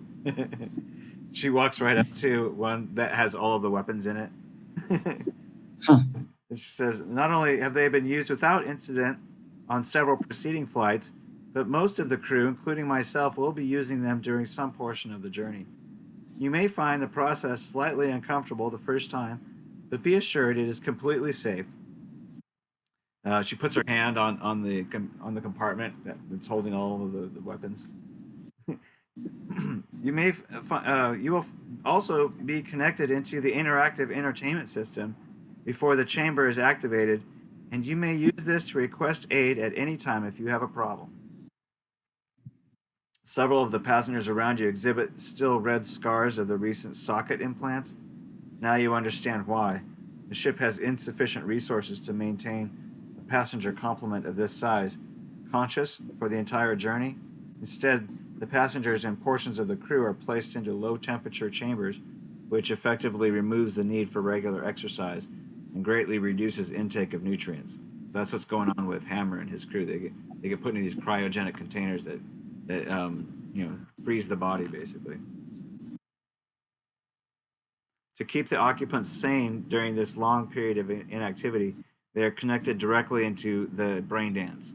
It's an interactive computer simulation which provides neural signals to replace lost sensory input. From the dance, you can experience blockbuster sims firsthand, actually being the hero or the heroine of the latest Hollywood creation. A lot of people are into the brain dance of Heather Six. Is that a porn brain dance? No, she's a DSM. What do you call it? Like a like pop. Bond? What? She's a pop artist. Oh. Ah. You can Humanity's for the first thing humanity has done when they figured out VR was porn. So I don't. Your line of thinking is incorrect. Yeah, but they don't overtly like you could have bought it earlier down in L4, but they're not they're not selling it on the ship. Boy, they're prudish. Well, not really. They're just it's like you can bring your own, or you can have what we have. You can also browse the ship's library, something recommended for all colonists as a method of becoming familiar with the peculiarities of their new planet before they make a fatal mistake. So you can educate yourself on more Mars survival. So there's like Mars porn in the library? Mars porn? My man's got the right fucking... This is what doing it like third gravity. Yeah. This is what the Maelstrom do. Well, you can even have conferences with your colleagues, sort of like Zoom calls, though they aren't guaranteed to be private. I love how you're being all professional, like giving us the actual solutions. All right, is there porn though? Well, they're not guaranteed to be private, but you can do Zoom calls. I don't think John gives a shit. Era's gonna watch whatever the nerdiest shit that he can that's in the Mars like catalog of like the wilds and survival or whatever. There's an opportunity to get some IP points in Mars survival if you view those for more than 8 hours. Oh, cool. But I think there's only probably about 15 or so hours total. So maybe the maximum total is 20 IP. Yeah, better nothing. Yeah, that's two where I had. Oh no, never mind. Space survival. Is space survival the same as Mars survival? No. For intents and purposes, yes. It is? Yeah. Oh. It's gonna be the same skill. Okay. All right. Well, I already got two in that, so I guess it's. Those are I thought they were going to be different things. Those are completely different, like knowledge. But I guess I'll do it anyway. Yeah, it makes sense that the game wouldn't differentiate them. Yeah, they're both intelligence checks. I think it's fine. Is there any other stuff in the library that can teach us stuff? Nothing more beyond that. Okay. Yeah, Could we run education ships? We have a bunch of those. If you have your own education, well, no, you know what? You need the education module. You need the thing. Yeah. Well, like not VR. It's still the same brain dance tech, right? But it probably has different interface and whatnot. Oh, I thought it was literally called VR. Like when y'all were first talking about it before we left planet, kept on saying before the word was called brain dance. There was. This was already an item. I don't think they coined the term yet. Well, they do encourage you to browse the ship's library. Not all of those things can actually teach you IP. But if you spend 16 hours or more, I'll give you 20 IP in Mars survival. Yeah, I'm gonna max out the Mars survival, and then the rest of the time it's cartoons. Got it. Yeah, Era too. He's gonna watch like as much as he can to figure out about Mars and like any peculiarities, and then watch anything else on the catalog that especially if it drifts over into like the ancient aliens realm. They've infected everyone. Because in the dark future, they're also in like season 23 or whatever the hell. Well, they're just talking about Night City was built by aliens. Right. Yeah. Oh wait, I probably run into Jumbo on a couple of these sims or whatever. Conference sims. Yeah. Oh, I'm far too controversial. They think my ideas are out of whack, crazy, crackpot. I catch him walking out. I catch him walking out of a couple of panels. There's like a sim for like, an ancient aliens of Mars and how they built Night City, and he gets laughed out of the panel. Well, before you guys enter into your simulations, you kind of feel a little like left out because you notice that a lot of young couples, especially like families, they're giving them each other their final farewells, like they're gonna not see them for a long time. But I mean, it's kind of weird because you guys are like going into the Matrix, and then you're able to see each other, and you're like it's no big deal. So it's a little. I guess some of these people. Oh, I didn't realize this isn't brain dance. This is like group brain dance. Conference. Well, that's what he was saying. It's like that's one availability. One availability is like conference call, but it's not secure, or it's not it's not confirmed that it's private. Interesting. I'm sure it's probably just like a ship-wide chat almost. Like you just wander. Just big picto chat. Yeah. You wander into somebody's room on accident. Yeah. Or you could just go into a private brain dance, and not be disturbed. And there's also an ability to, call for help if you need any.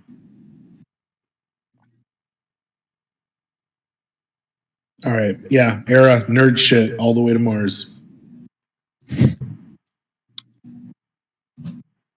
So, I don't know.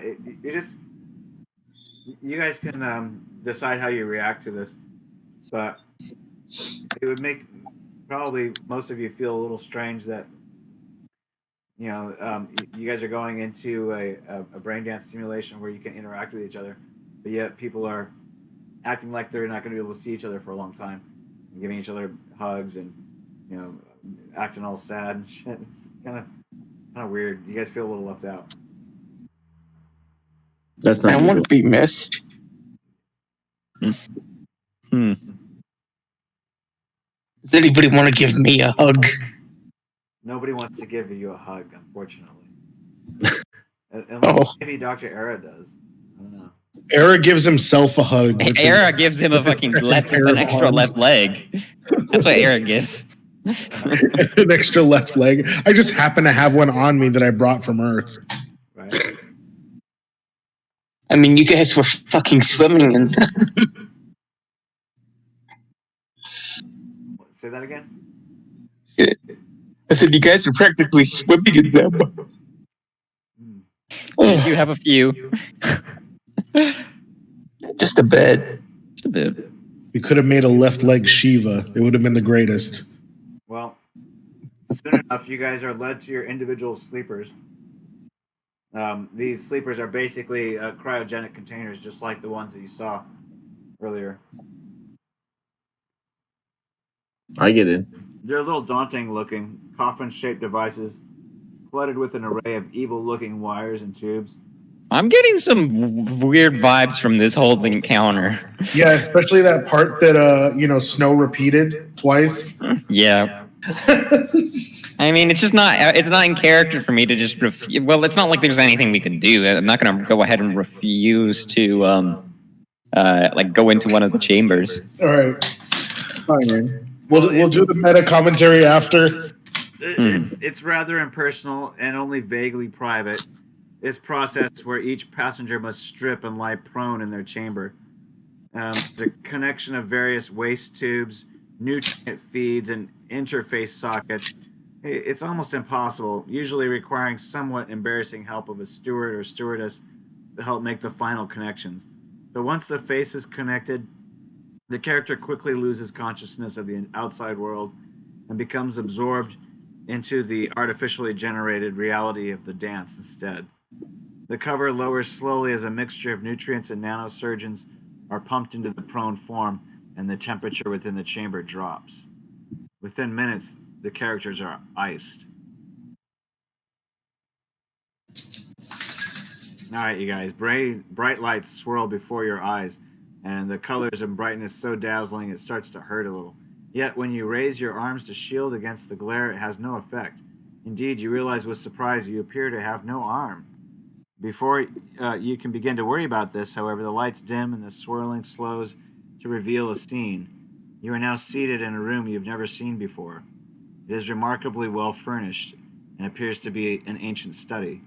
Shelves line the walls, covered with all manners of books, videos, and discs. Across a large desk sits a young man or woman. Depends on whether you coded for the interface to be female or male. It's totally up to you. Anyway, this person is extremely attractive to you. He or she greets you in a very sensual voice. Hello, I am your guide through the library. You may browse for information, select a new sim, or simply relax. If you wish to contact another passenger, I can relay a message to him or her. That door there, she points, or he points to a large wooden door on one side of the room, leads you to your audience lounge. From there, you may easily address others. You may also request a shared sim for as many participants as you wish. Information about open group sims will be posted on the noteboard here, behind the desk, as they are instigated. You may initiate one of them there yourself if you wish right now. Feel free to take your time. The library is truly immense. It carries vast amounts of knowledge on almost every topic.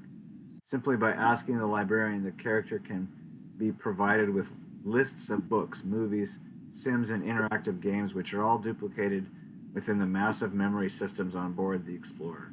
The ship's advanced AIs can manage these detailed simulations for the entire passenger complement and crew with only a portion of their awareness, while still helping to run most of the ship's vital functions, plotting required course variations, and performing scientific analysis for the active scientific team engaged during the flight. The Sims library is the modern-day equivalent to the ancient video libraries, which were, like Netflix, basically. In the Sims, you become part of the story, with titles ranging from comedy, action, and adventure, and sex too. There's a porn section. Of course. With entertainment like this, time almost ceases to exist, so you can feel free to go to the wall here. There are also well over 100 other sleepers on the ship who can communicate and interact with you while you're on your journey.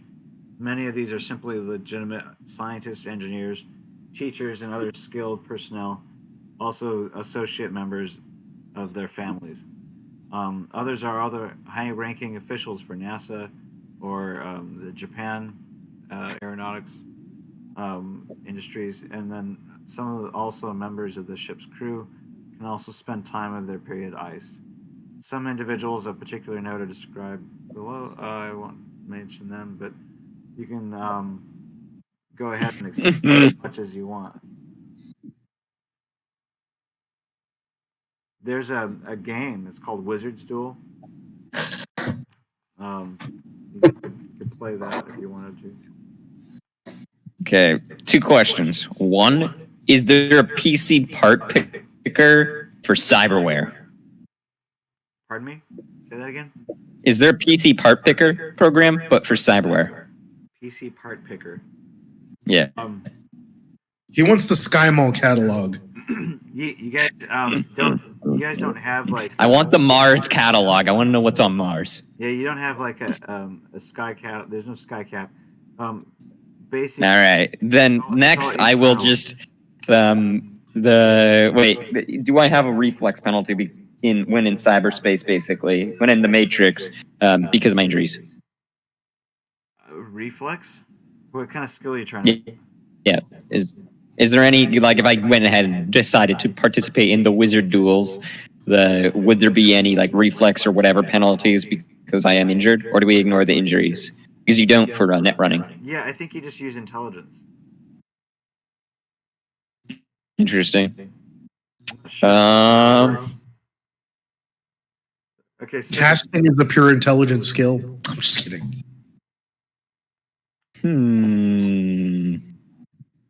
So the game is an electronic. That sounds like nerd. That sounds like nerd shit. Actually, never mind. Yeah, I was wondering. I had to really think about that. I think I really wants to just flex his superiority over other people. But if it requires more than 15 minutes of trying to understand it, then he doesn't care. Okay. I think that there's a brain dance skill, which Like Pink Eye would be the kind of guy. Oh, sorry. brain dance skill is an intelligence skill.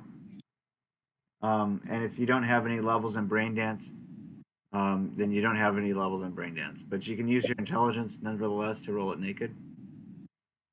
Mm-hmm. So if you do find that there is some kid who challenges you to a game of brain dance, Wizard's Duel. So if you want to play Wizard's Duel against him, he'll challenge you. Wait a second. Did you say some kid? Yep. What kind of kid? He looks like an orphan. I will duel him. But he I will fucking school that kid. I'll even pull out the whole. You better fucking watch out, kid, when you wake up. He probably does have parents. Shit. He probably does have parents, but you don't see his parents. Better hope your parents hold you tight. Don't wander off on the station. Funny. All right, so you make a brain dance roll. Hell yeah. Against this kid. Wow, I'm gonna lose so badly. I'm so ready for this. Oh, nice one. Never. 10 plus 6. I don't just school him. I want to humiliate him in every way possible for not having parents. What, you gonna go cry to your mommy about that? Oh wait. You critted, didn't you? Yeah, he critted Yeah. hard. Okay, so Did. you get 10 plus 6. You get 10 IP in brain dance. Oh, interesting. Wait, okay, so is that like a custom skill or It's an intelligence skill. where is that? Is that in regular book? They just call it expert brain dance. Alright. Yeah, then I gotta make a custom skill.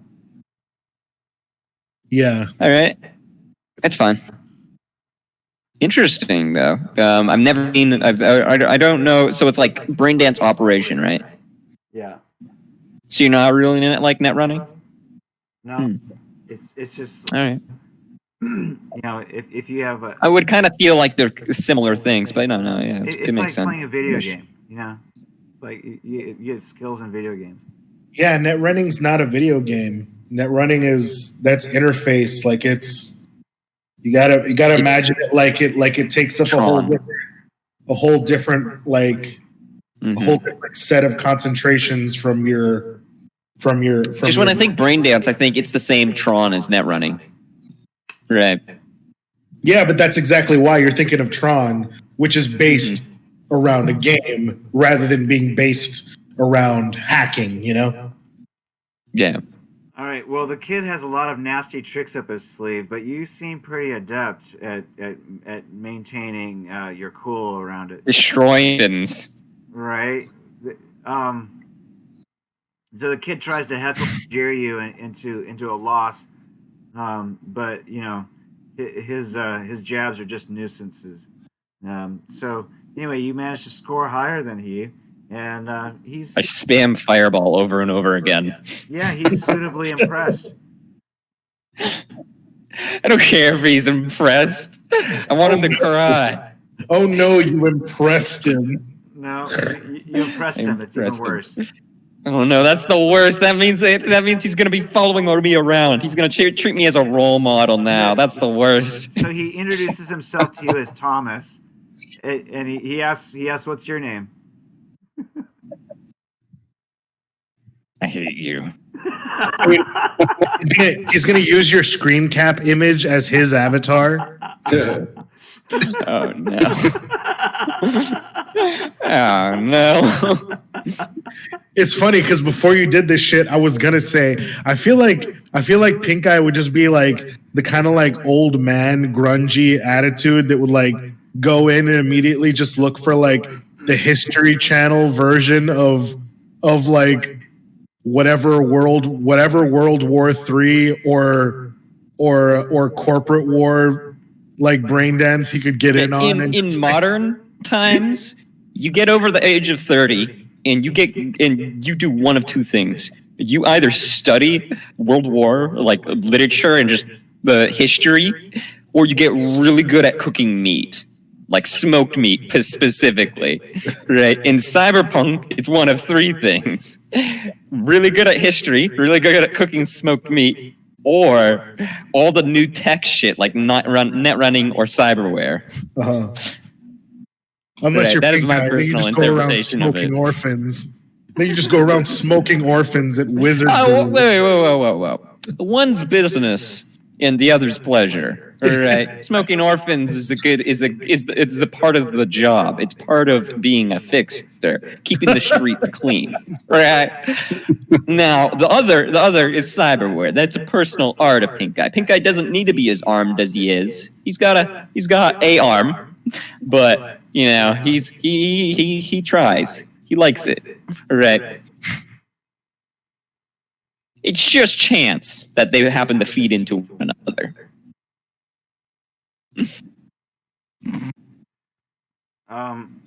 So Thomas is really curious about you.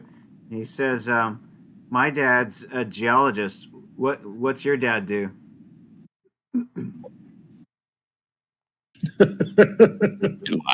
Feeds worms.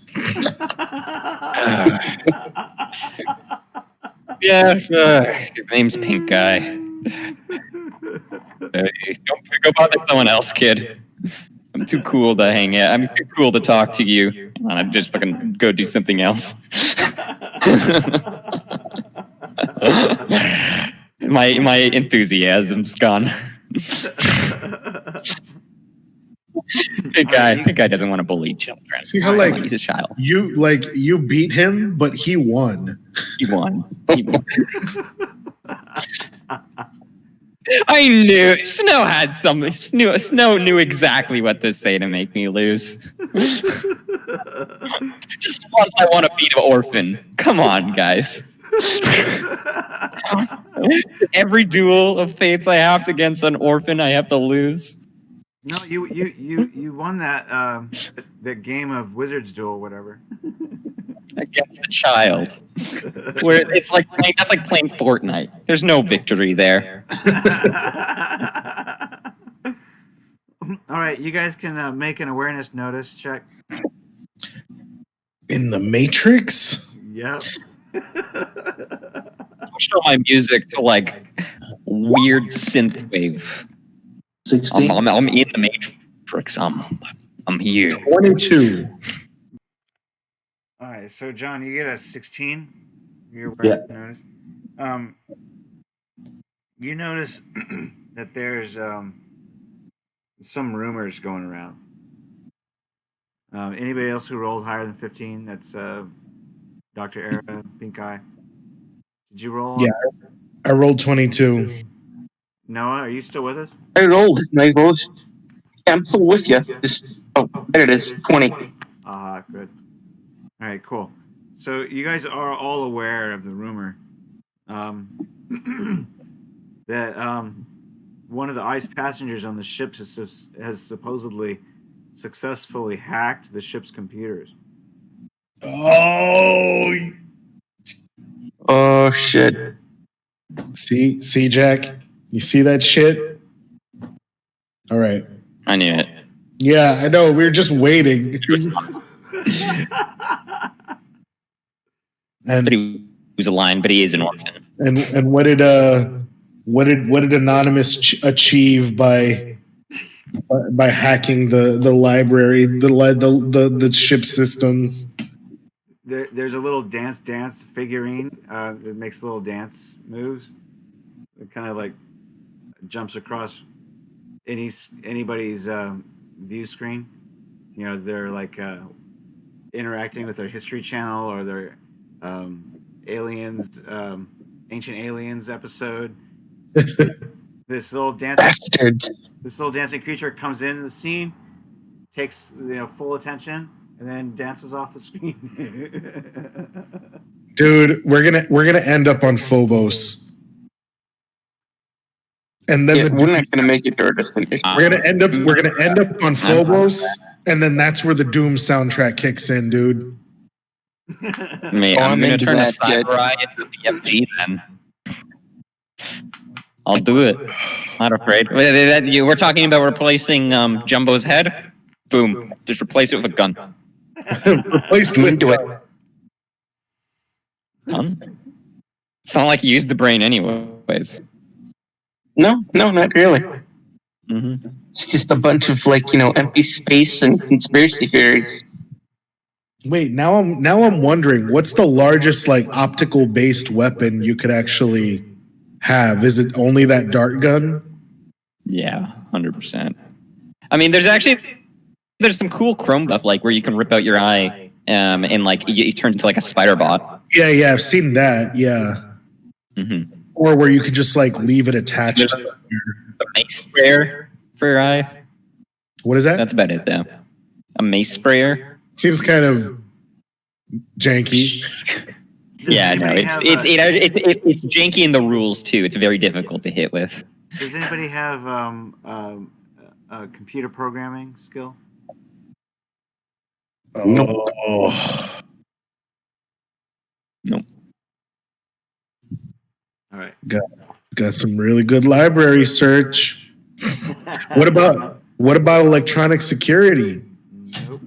No. Okay, I tried.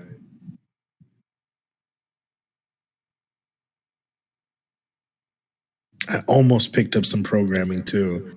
Oh man, this could have been the real Wizards duel right here. See, while you were playing Fortnite, I could have been studying the blade. This is exactly why he pulled out of the game too. Just so that we couldn't have the Wizards Duel of Fates. Yo, also he's real quiet. I feel like he's trying to find a very particular table. No, you guys, you're all being really quiet. I've been talking a lot, but I'll tell you what. If you guys want to try to interview some of the other passengers in some of the conferences that are open to you, then you can do that. Make an interview skill. Well, I mean, right away, I'm gonna conference all the rest of everybody in our group. That way, we're all talking about it. And Do you include John? yeah, everybody in our group: Oh, Lulu, John, Okay. Jumbo, and Pink Eye, and yeah, and I'm gonna be like, yo, man, did you see what happened? Is that weird shit that was like all over the BD? Is that? I mean, I know that's not normal. So they said somebody hacked the ship's system. I can't believe it's possible. Think about that. Did she interrupt your viewing too? I have interview. Did she interrupt your viewing pleasure? Yeah. I mean, she like danced right across my whole field of view. Did she interrupt your porn? I'll have you know, I was beating orphans. Yeah. So did she interrupt your porn? Oh, just kidding. All right. That's all I say. All right. Yo, what? Y'all are So pretty quiet. So what are you guys watching on your BD? I was watching the Mars survival thing. Oh, okay. aliens. How was that?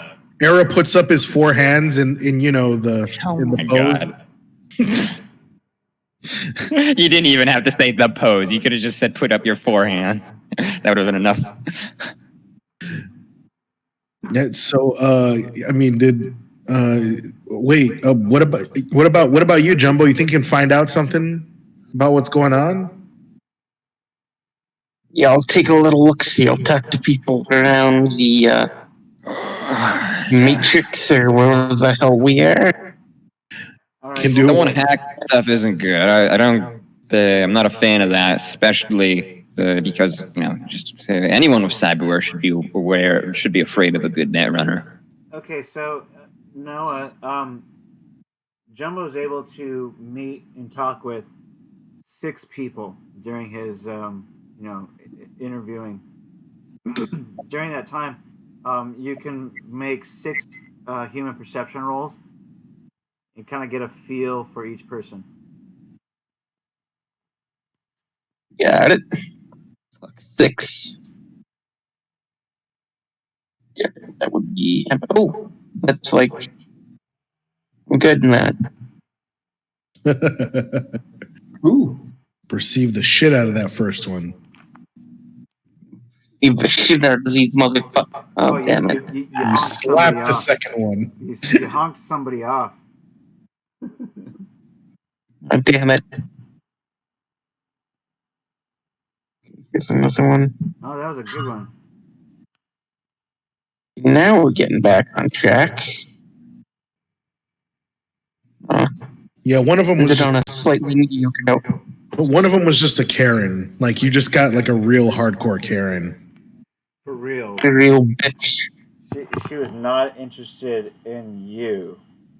But anyway, you do I notice get that a lot. you get the idea that one of the people kind of reminded you of John in a way.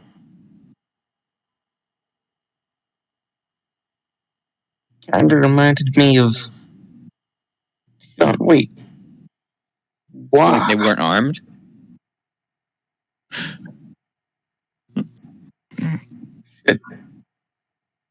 Because they were a super cool cyber monk. Holy shit, he's a monk. Well, I mean, he's an unarmed solo. Alright. Coolest I'm not part sure about if- monks is the religious fanaticism.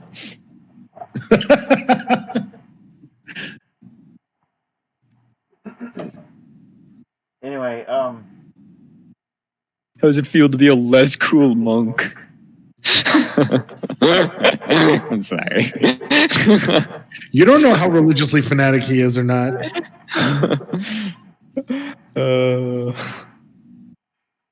you guys have been in Braindance for a few weeks now. You guys are kind of you're all caught up with your ancient aliens. You know, you've exhausted all of the watch out for this on Mars videos. He was going to say you exhausted all the orphans. Yeah, you've been avoiding Thomas Pink-Eye, but he keeps trying to get you to duel him again. He wants to see if he can beat you at Wizard's Duel. Never again, because I'm afraid of losing to a child. Yeah, I figured. Well, I'll never admit it though. Yeah, I figured you'd never ever want to play him again, but he keeps asking. Nope. Mm-mm. Yeah. Not a chance. He keeps asking weird questions that are really too personal. I have a feeling this is getting more. No. Maiden name. Pet growing up. Social What security food did you number. Grow up on. Yeah, everybody take a pot shot at Pink Eye with the most personal question you can think of.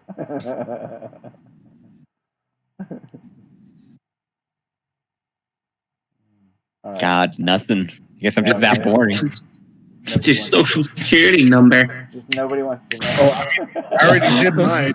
I already did all of mine. So You was deleted when I fucking went to Vietnam. Oh, shit. Actually, I have a story about that one. So what do you live? What do you into?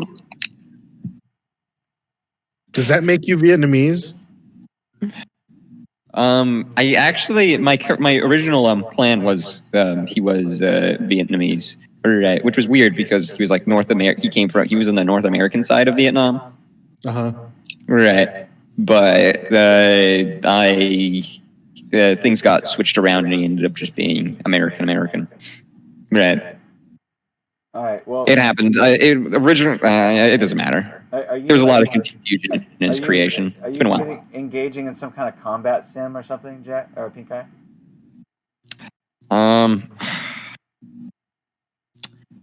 Yeah, that's something he would mess with. Right. I don't think he'll actually get any practical practice from it. Right. All right. Well, tell me what kind of options did you vie for? It's about reliving glory days. Yeah. Okay. That's what I'm trying to. Okay. Wait. Is there like a map? You're giving me options. Is there like a area planner and builder? Yeah. Can I build areas?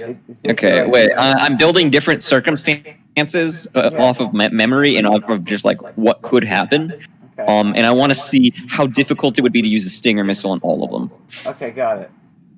Right. Like you're at your stuff like you are driving you're driving over to the cyberware clinic or to the cyberware place to pick up your your arms and legs to sell, right? When all of a sudden an airplane begins to come down and it's about to crash into your car, how difficult would it be to Stinger missile it, or so on? Sure. You're walking across the street, right, and a homeless man asks you for change. How difficult would it be to activate the Stinger missile on him? Right. Right. So in all these cases, you ask the AI computer to create a simulation of you being able to operate the Stinger missile. You give them all the specs, and then it sets it up for you. So it gives you a few elements, and then it's you Is it giving me like the best possible option? Be like, well, if you wanted to annihilate the hell out of this homeless man, then you'd want to proceed to the second floor of the apartment it complex. doesn't give you suggestions. It just sets it up like a simulation. All right. I like that. Yeah, it just sets it up like a simulation. You get the opportunity to I launch. think Pink Guy realizes his limits a bit here. He gets a lot less cocky, actually, because I think he loses most of the simulations. But every time you launch it, as soon as it impacts whatever you've aimed it at, it explodes, and then it starts the simulation over again. Back at the beginning, where it says, it's like it's basically created a simulation for your own pleasure. The AI is like making tea for you, kind of. Hell, I could live in this place. I wouldn't even mind being stuck in the Matrix here. Just simulate shooting down those orphans that stole your Stinger missiles, and then you in heaven. Remember when I said I'm afraid of the chance I lose? I'm not simulating orphans. I prefer to just imagine that it'd be impossible for them to beat me. I don't want to see the real simulation. Except for that one time when that dancing character came across your simulation, and you tried to shoot it with the Stinger missile. You're completely cut off from the outside world in this simulation. It's a private sim, and it's only for your eyes only. Okay. Right? Hydraulic ram do the trick. Stinger missile takes too long to reload. Okay, well, whatever. I get him with the hydraulic ram. What happened? So this simulation. No, I'm just screwing. This simulation that you've chosen doesn't have the Stinger missile, but you have your hydraulic rams, and so you're so I guess you can just play with it, whatever. But you're walking slowly. What does that mean? Goals. The only sound that Just dancing around is your own breathing, and it's oddly muffled, which is a little strange for the simulation. Mm-hmm. It's normally not muffled like this. As you look around, you realize that you're walking upon a huge plain. It's a desolate waste of sand and rock, which extends off in every direction. You feel all alone. Hey Jarvis, simulation's fucked up. Can we switch it back to orphan shooting? Or not orphan shooting. To Stinger missile shooting? Well, you're wearing an advanced design of spacesuit, which is equipped with an interface-activated radio. So you try to use that to talk to Jarvis. Go ahead and roll an intelligence roll. All right. I love how quickly you accepted that name. 7. You just called it Jarvis, so is that 7 your intelligence? Yep. No, you fumbled. Oh, my bad. Yeah, that's a fumble. 1 + 6. It doesn't say it's a fumble when you roll attributes like that. Roll it again. Roll on the fumble table. 9. Okay. All right. So you try to communicate with Jarvis, and there's really not much response to it. Oh God. The suit not also good. provides biomonitoring and atmospheric details via interface. Mm-hmm. And you try to parse the data, but it seems beyond your comprehension. Yeah, no, this is all lots of math, lots of numbers. I just panic and ask for continue speaking. Well, you try all that you can, but what you cannot do is to find a way to exit this simulation. How much Stinger missile ammo do I have left? You no longer have the Stinger missiles. This is horrible. Everything is horrible. You're wearing a helmet. The suit is sealed against the outsides. It seems a little bit like you might be on Mars.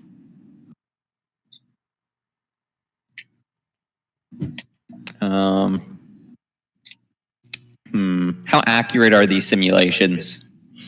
Well, this one seems pretty. Is it to the point where it you cannot discern the difference between real life? Well, you realize that the muffled breathing sounds is because you're in a helmet. Muffled breathing, what? Well, you remember? Didn't catch anything else. Remember earlier I said that your breath sounded a little bit muffled. Yeah. It's because you're in a helmet. Mm-hmm. Because that your head is inside of a helmet. It feels pretty lifelike, pretty real. Yeah, that's worrying. I look around. You said I was on the top of a plane, or just planes? Yeah, no, you're on the top of a plane. Yeah, it seems like a flying, a flat desert plane. Oh, plane! I see. Holy shit, that's really bad. Well, I'm immediately jumping to the most paranoid. I'm gonna be so embarrassed when the hacker pulls it up and everyone was watching me panic and scream right into the emptiness of the simulation. But I'm and you won't be wearing pants. Oh, and I'm not going to be wearing pants. But I am going to begin panically running around, trying to find anything that looks like anything. Well, you begin to notice a slight change in the quality of light in your surroundings. At first, you do not find any cause, but after a moment, you notice a darkening upon the horizon behind you. As you watch, a thin band of dark brown begins crawling slowly above the horizon. Oh, wait. Can I make a roll for this? What kind of roll? The intelligence one, the space survival. Oh, yeah, sure. Please tell me that's not acid rain. I rolled a 10. 8 + 2. No, but it looks like it's a dust storm. That's also really bad. I look for shelter. Is there any outcroppings in the hills? You can use awareness notice. See if you find. All right. Do I have any equipment? No. I just have the spacesuit, right? Yeah. And your hydraulic ram. That's a fumble. I'm too panicked. Yeah, you don't see. You're on a desert plain, so no. Oh God.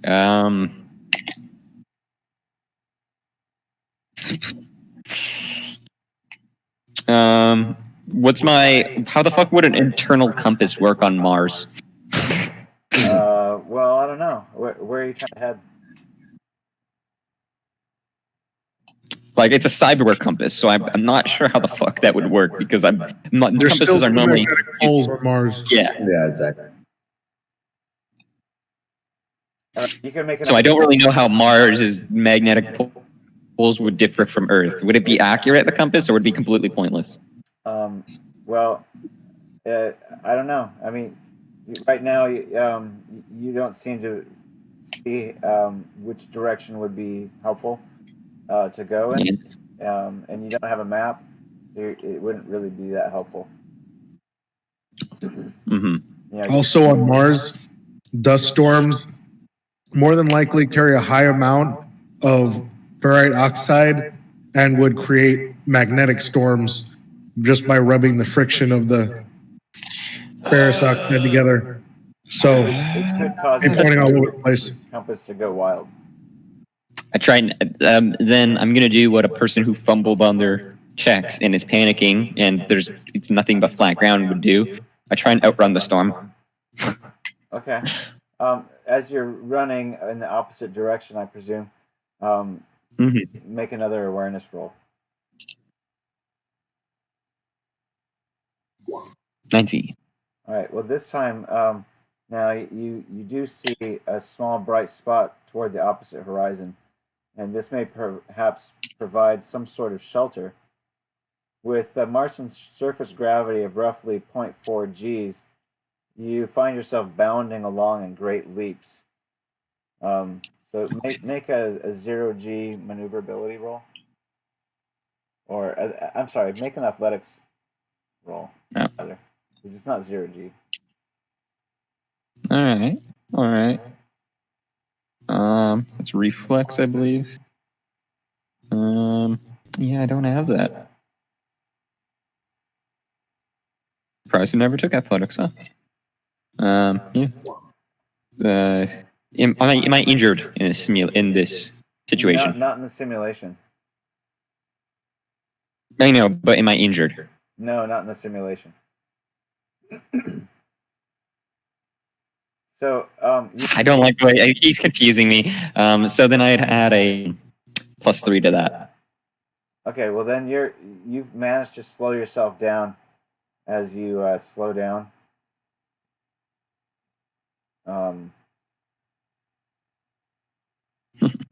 So you don't take any bruises from bounding, because you start to go higher and higher, and as you come down harder and harder. All right.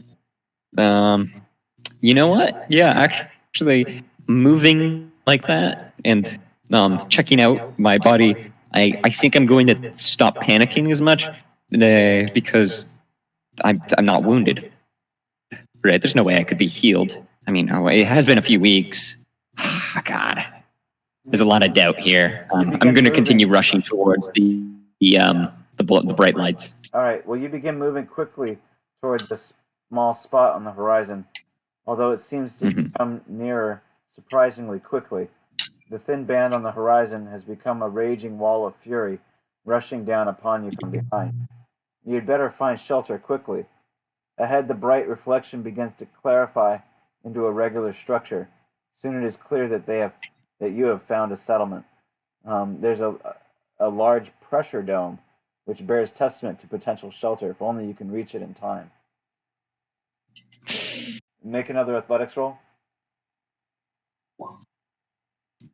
And that's a decent roll. That's a crit. Awesome. Give yourself 10 IP in athletics. Look who's got athletics now. I know. Exhausted. I think I is very slowly but surely turning into a powerhouse. You're exhausted by the time you reach it, but your lungs are almost bursting from exertion. And as you stumble the last meters towards a clearly... Endurance roll? No, no, you don't need to make that. But you make your way just barely to the airlock. The lights on the access panel appear active, and indeed a figure can be seen staring out through several feet of clear material, which appears to form a viewport in this section of the dome.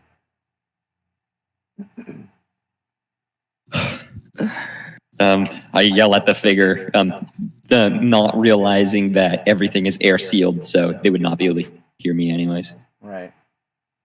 You can ascertain that the figure inside is a male, possibly in his early 40s, and he seems to be watching you rather coldly, making no move to respond to any gestures or any attempts to open the lock. I'm going to start... wait, is there any way I can fiddle or break it open? Electronic security? You can try your electronic security. Go for it. All right. I give him a few more desperate hand gestures, and then I begin fucking breaking that shit down, moving to break that shit down. 13. What do I know about this lock? It seems like you don't have the right tools. Charging up the hammer, I move away from the door, and I begin to move towards the pressurized dome. Behind you, the full fury of the Charge storm. up the hydraulic ram. Go ahead. Roll melee attack or roll damage? You can roll melee attack. We're going in. Coming in with that hammer. 21. Okay, so do you have any damage modifier to add? I do have a roll I can make. So I have both arms, right? You can just use one arm.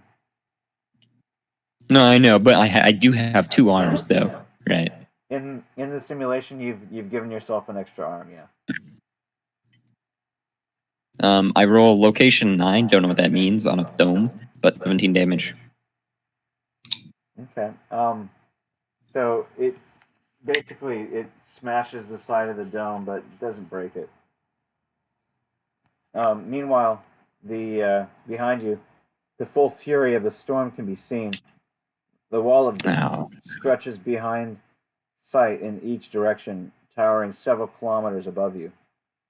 Yeah, I can't fucking outrun that. Already the wind is picking up in your location, beginning to cause small eddies in the sand at your feet. Soon you are buffeted by gusts growing stronger every second. You take a few more whacks. It doesn't seem to be doing much damage to it. The Martian dust rasps across your visor like sandpaper. It seems like there's an SC of 20, so the damage that you didn't even break it. You could try a few more times, but I don't think you have enough damage to do more than 20. I do. It's not likely, but I'm going. I'm doing it. I'm going to be enough of a nuisance that this man will either let me in or won't. 18 damage. 18 damage. Fuck. How many more rolls? So I got a few more times. I can potentially roll. I can potentially attack like 3 or 4 times in 3 seconds. Yeah, I'll give you at least a handful. 1, 2, 3, 4, 5. Oh my god! All these are rolling very poorly. 6. That's 6 attacks. That's a decent. That's like full 12 seconds. 7 or 8 times, but it doesn't seem to do any damage to it. Yeah, getting more desperate, banging on the door, yelling more. Yeah, now the storm is upon you. You are quickly buried beneath tons of dust as it swirls down over the colony. You struggle, but you can't release yourself. Suddenly, you find yourself gasping for air, unsure whether the suit has malfunctioned or the supply is simply low. You realize you cannot find any indication of a problem. You begin to gag for lack of oxygen as the weight of the dust presses over you. Somewhere nearby, a child screams. Thomas, if you're a fucking orphan and you save me, I will give up my grudge on orphan. If you lied and you save me, I will give up on that grudge on orphans. I'll do it. Make a stun save. If it's not just stun save. We're getting a orphan redemption arc. I rolled a 3. Oh wait, no, I rolled a 7. So no, wait. Yeah, that's still a fail. It would have been a roll less than 6, but I still failed. Yeah. Rolled 7. Right, so you black out in agony. An indeterminate period of time later, you find yourselves continuing where they left off in the previous entertainment as if nothing had occurred. You're back at the beginning of the sim situation where you can like choose your sim, the menu options. Oh, that was a horrible fucking nightmare. That was terrible. You Cold sweat. Okay, so that you go about your day and but roll a 1d6. Like I'm even actually considering drawing up a new character flaw of suffocation.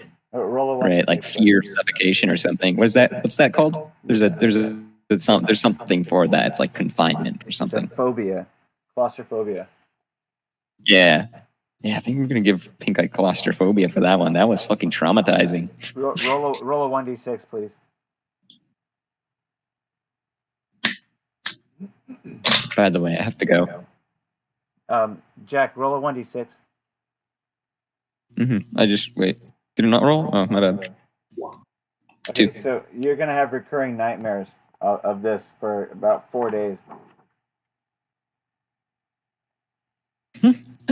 Yeah, no, that is not a pleasant experience. And Jesus this will- Christ, this the will isolation and everything. Ooh.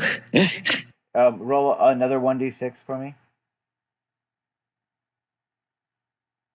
Okay, this will cause a reduction of 2 reflex for the same time period. It'll give you anxiety. You have a -2 reflex for the next 4 days while you're suffering from these recurring nightmares. At this point, I wrote it down. you might have some questions about what had happened. There's been no interruption to normal programming. If you tried to bring this to attention of anybody within the program, they say that you're mistaken, that there's nothing wrong with the computer. Yeah, before I gotta go, I'm gonna tell the party that I think there's a rogue AI. There's no causality to this hacking, right? There's no causality that maybe you guys may think there's a hacker or something, or they may be claiming there's a hacker, right? But there's no causality. There's no reason for this stuff. As well as you may call me a bitch, but I've been having some pretty terrible sims, just isolation, suffocation on Mars. Dr. I'm telling that to everyone. Can you hear me? Yeah. And Noah, can you hear me too? Yep. And John, as you as well, right? Sorry, it cut out. My internet's been bad today. John, can you hear me too? Yep. All right, so all 3 of you guys have had this similar experience that Pink Eye had. When you hear him say this to you, it sparks recognition for all of you too. That you had a very similar experience where suddenly, the sim you were in, would turn into a simulation on Mars, and you guys all had the same simulation. Weird.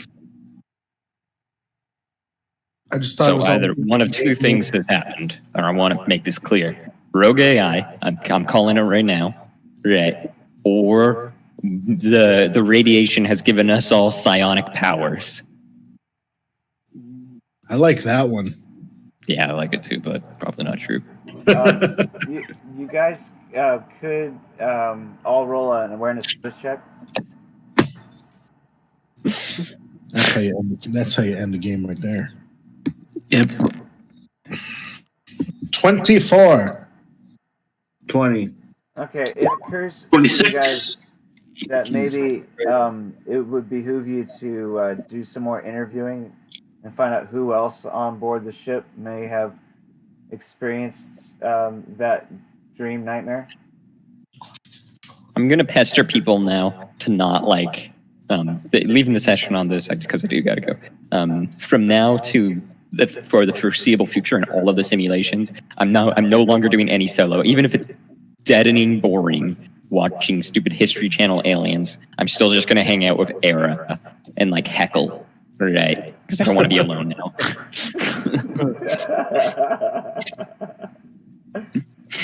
Well, the dance continues as before, and there doesn't seem to be any further interruptions. You guys stop having your recurring nightmares after a few days. Seemingly rather soon, the characters, go back to your normal routines.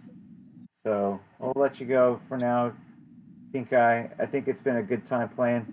You guys will return back next session with you guys on your journey to Mars. Cool. Mars.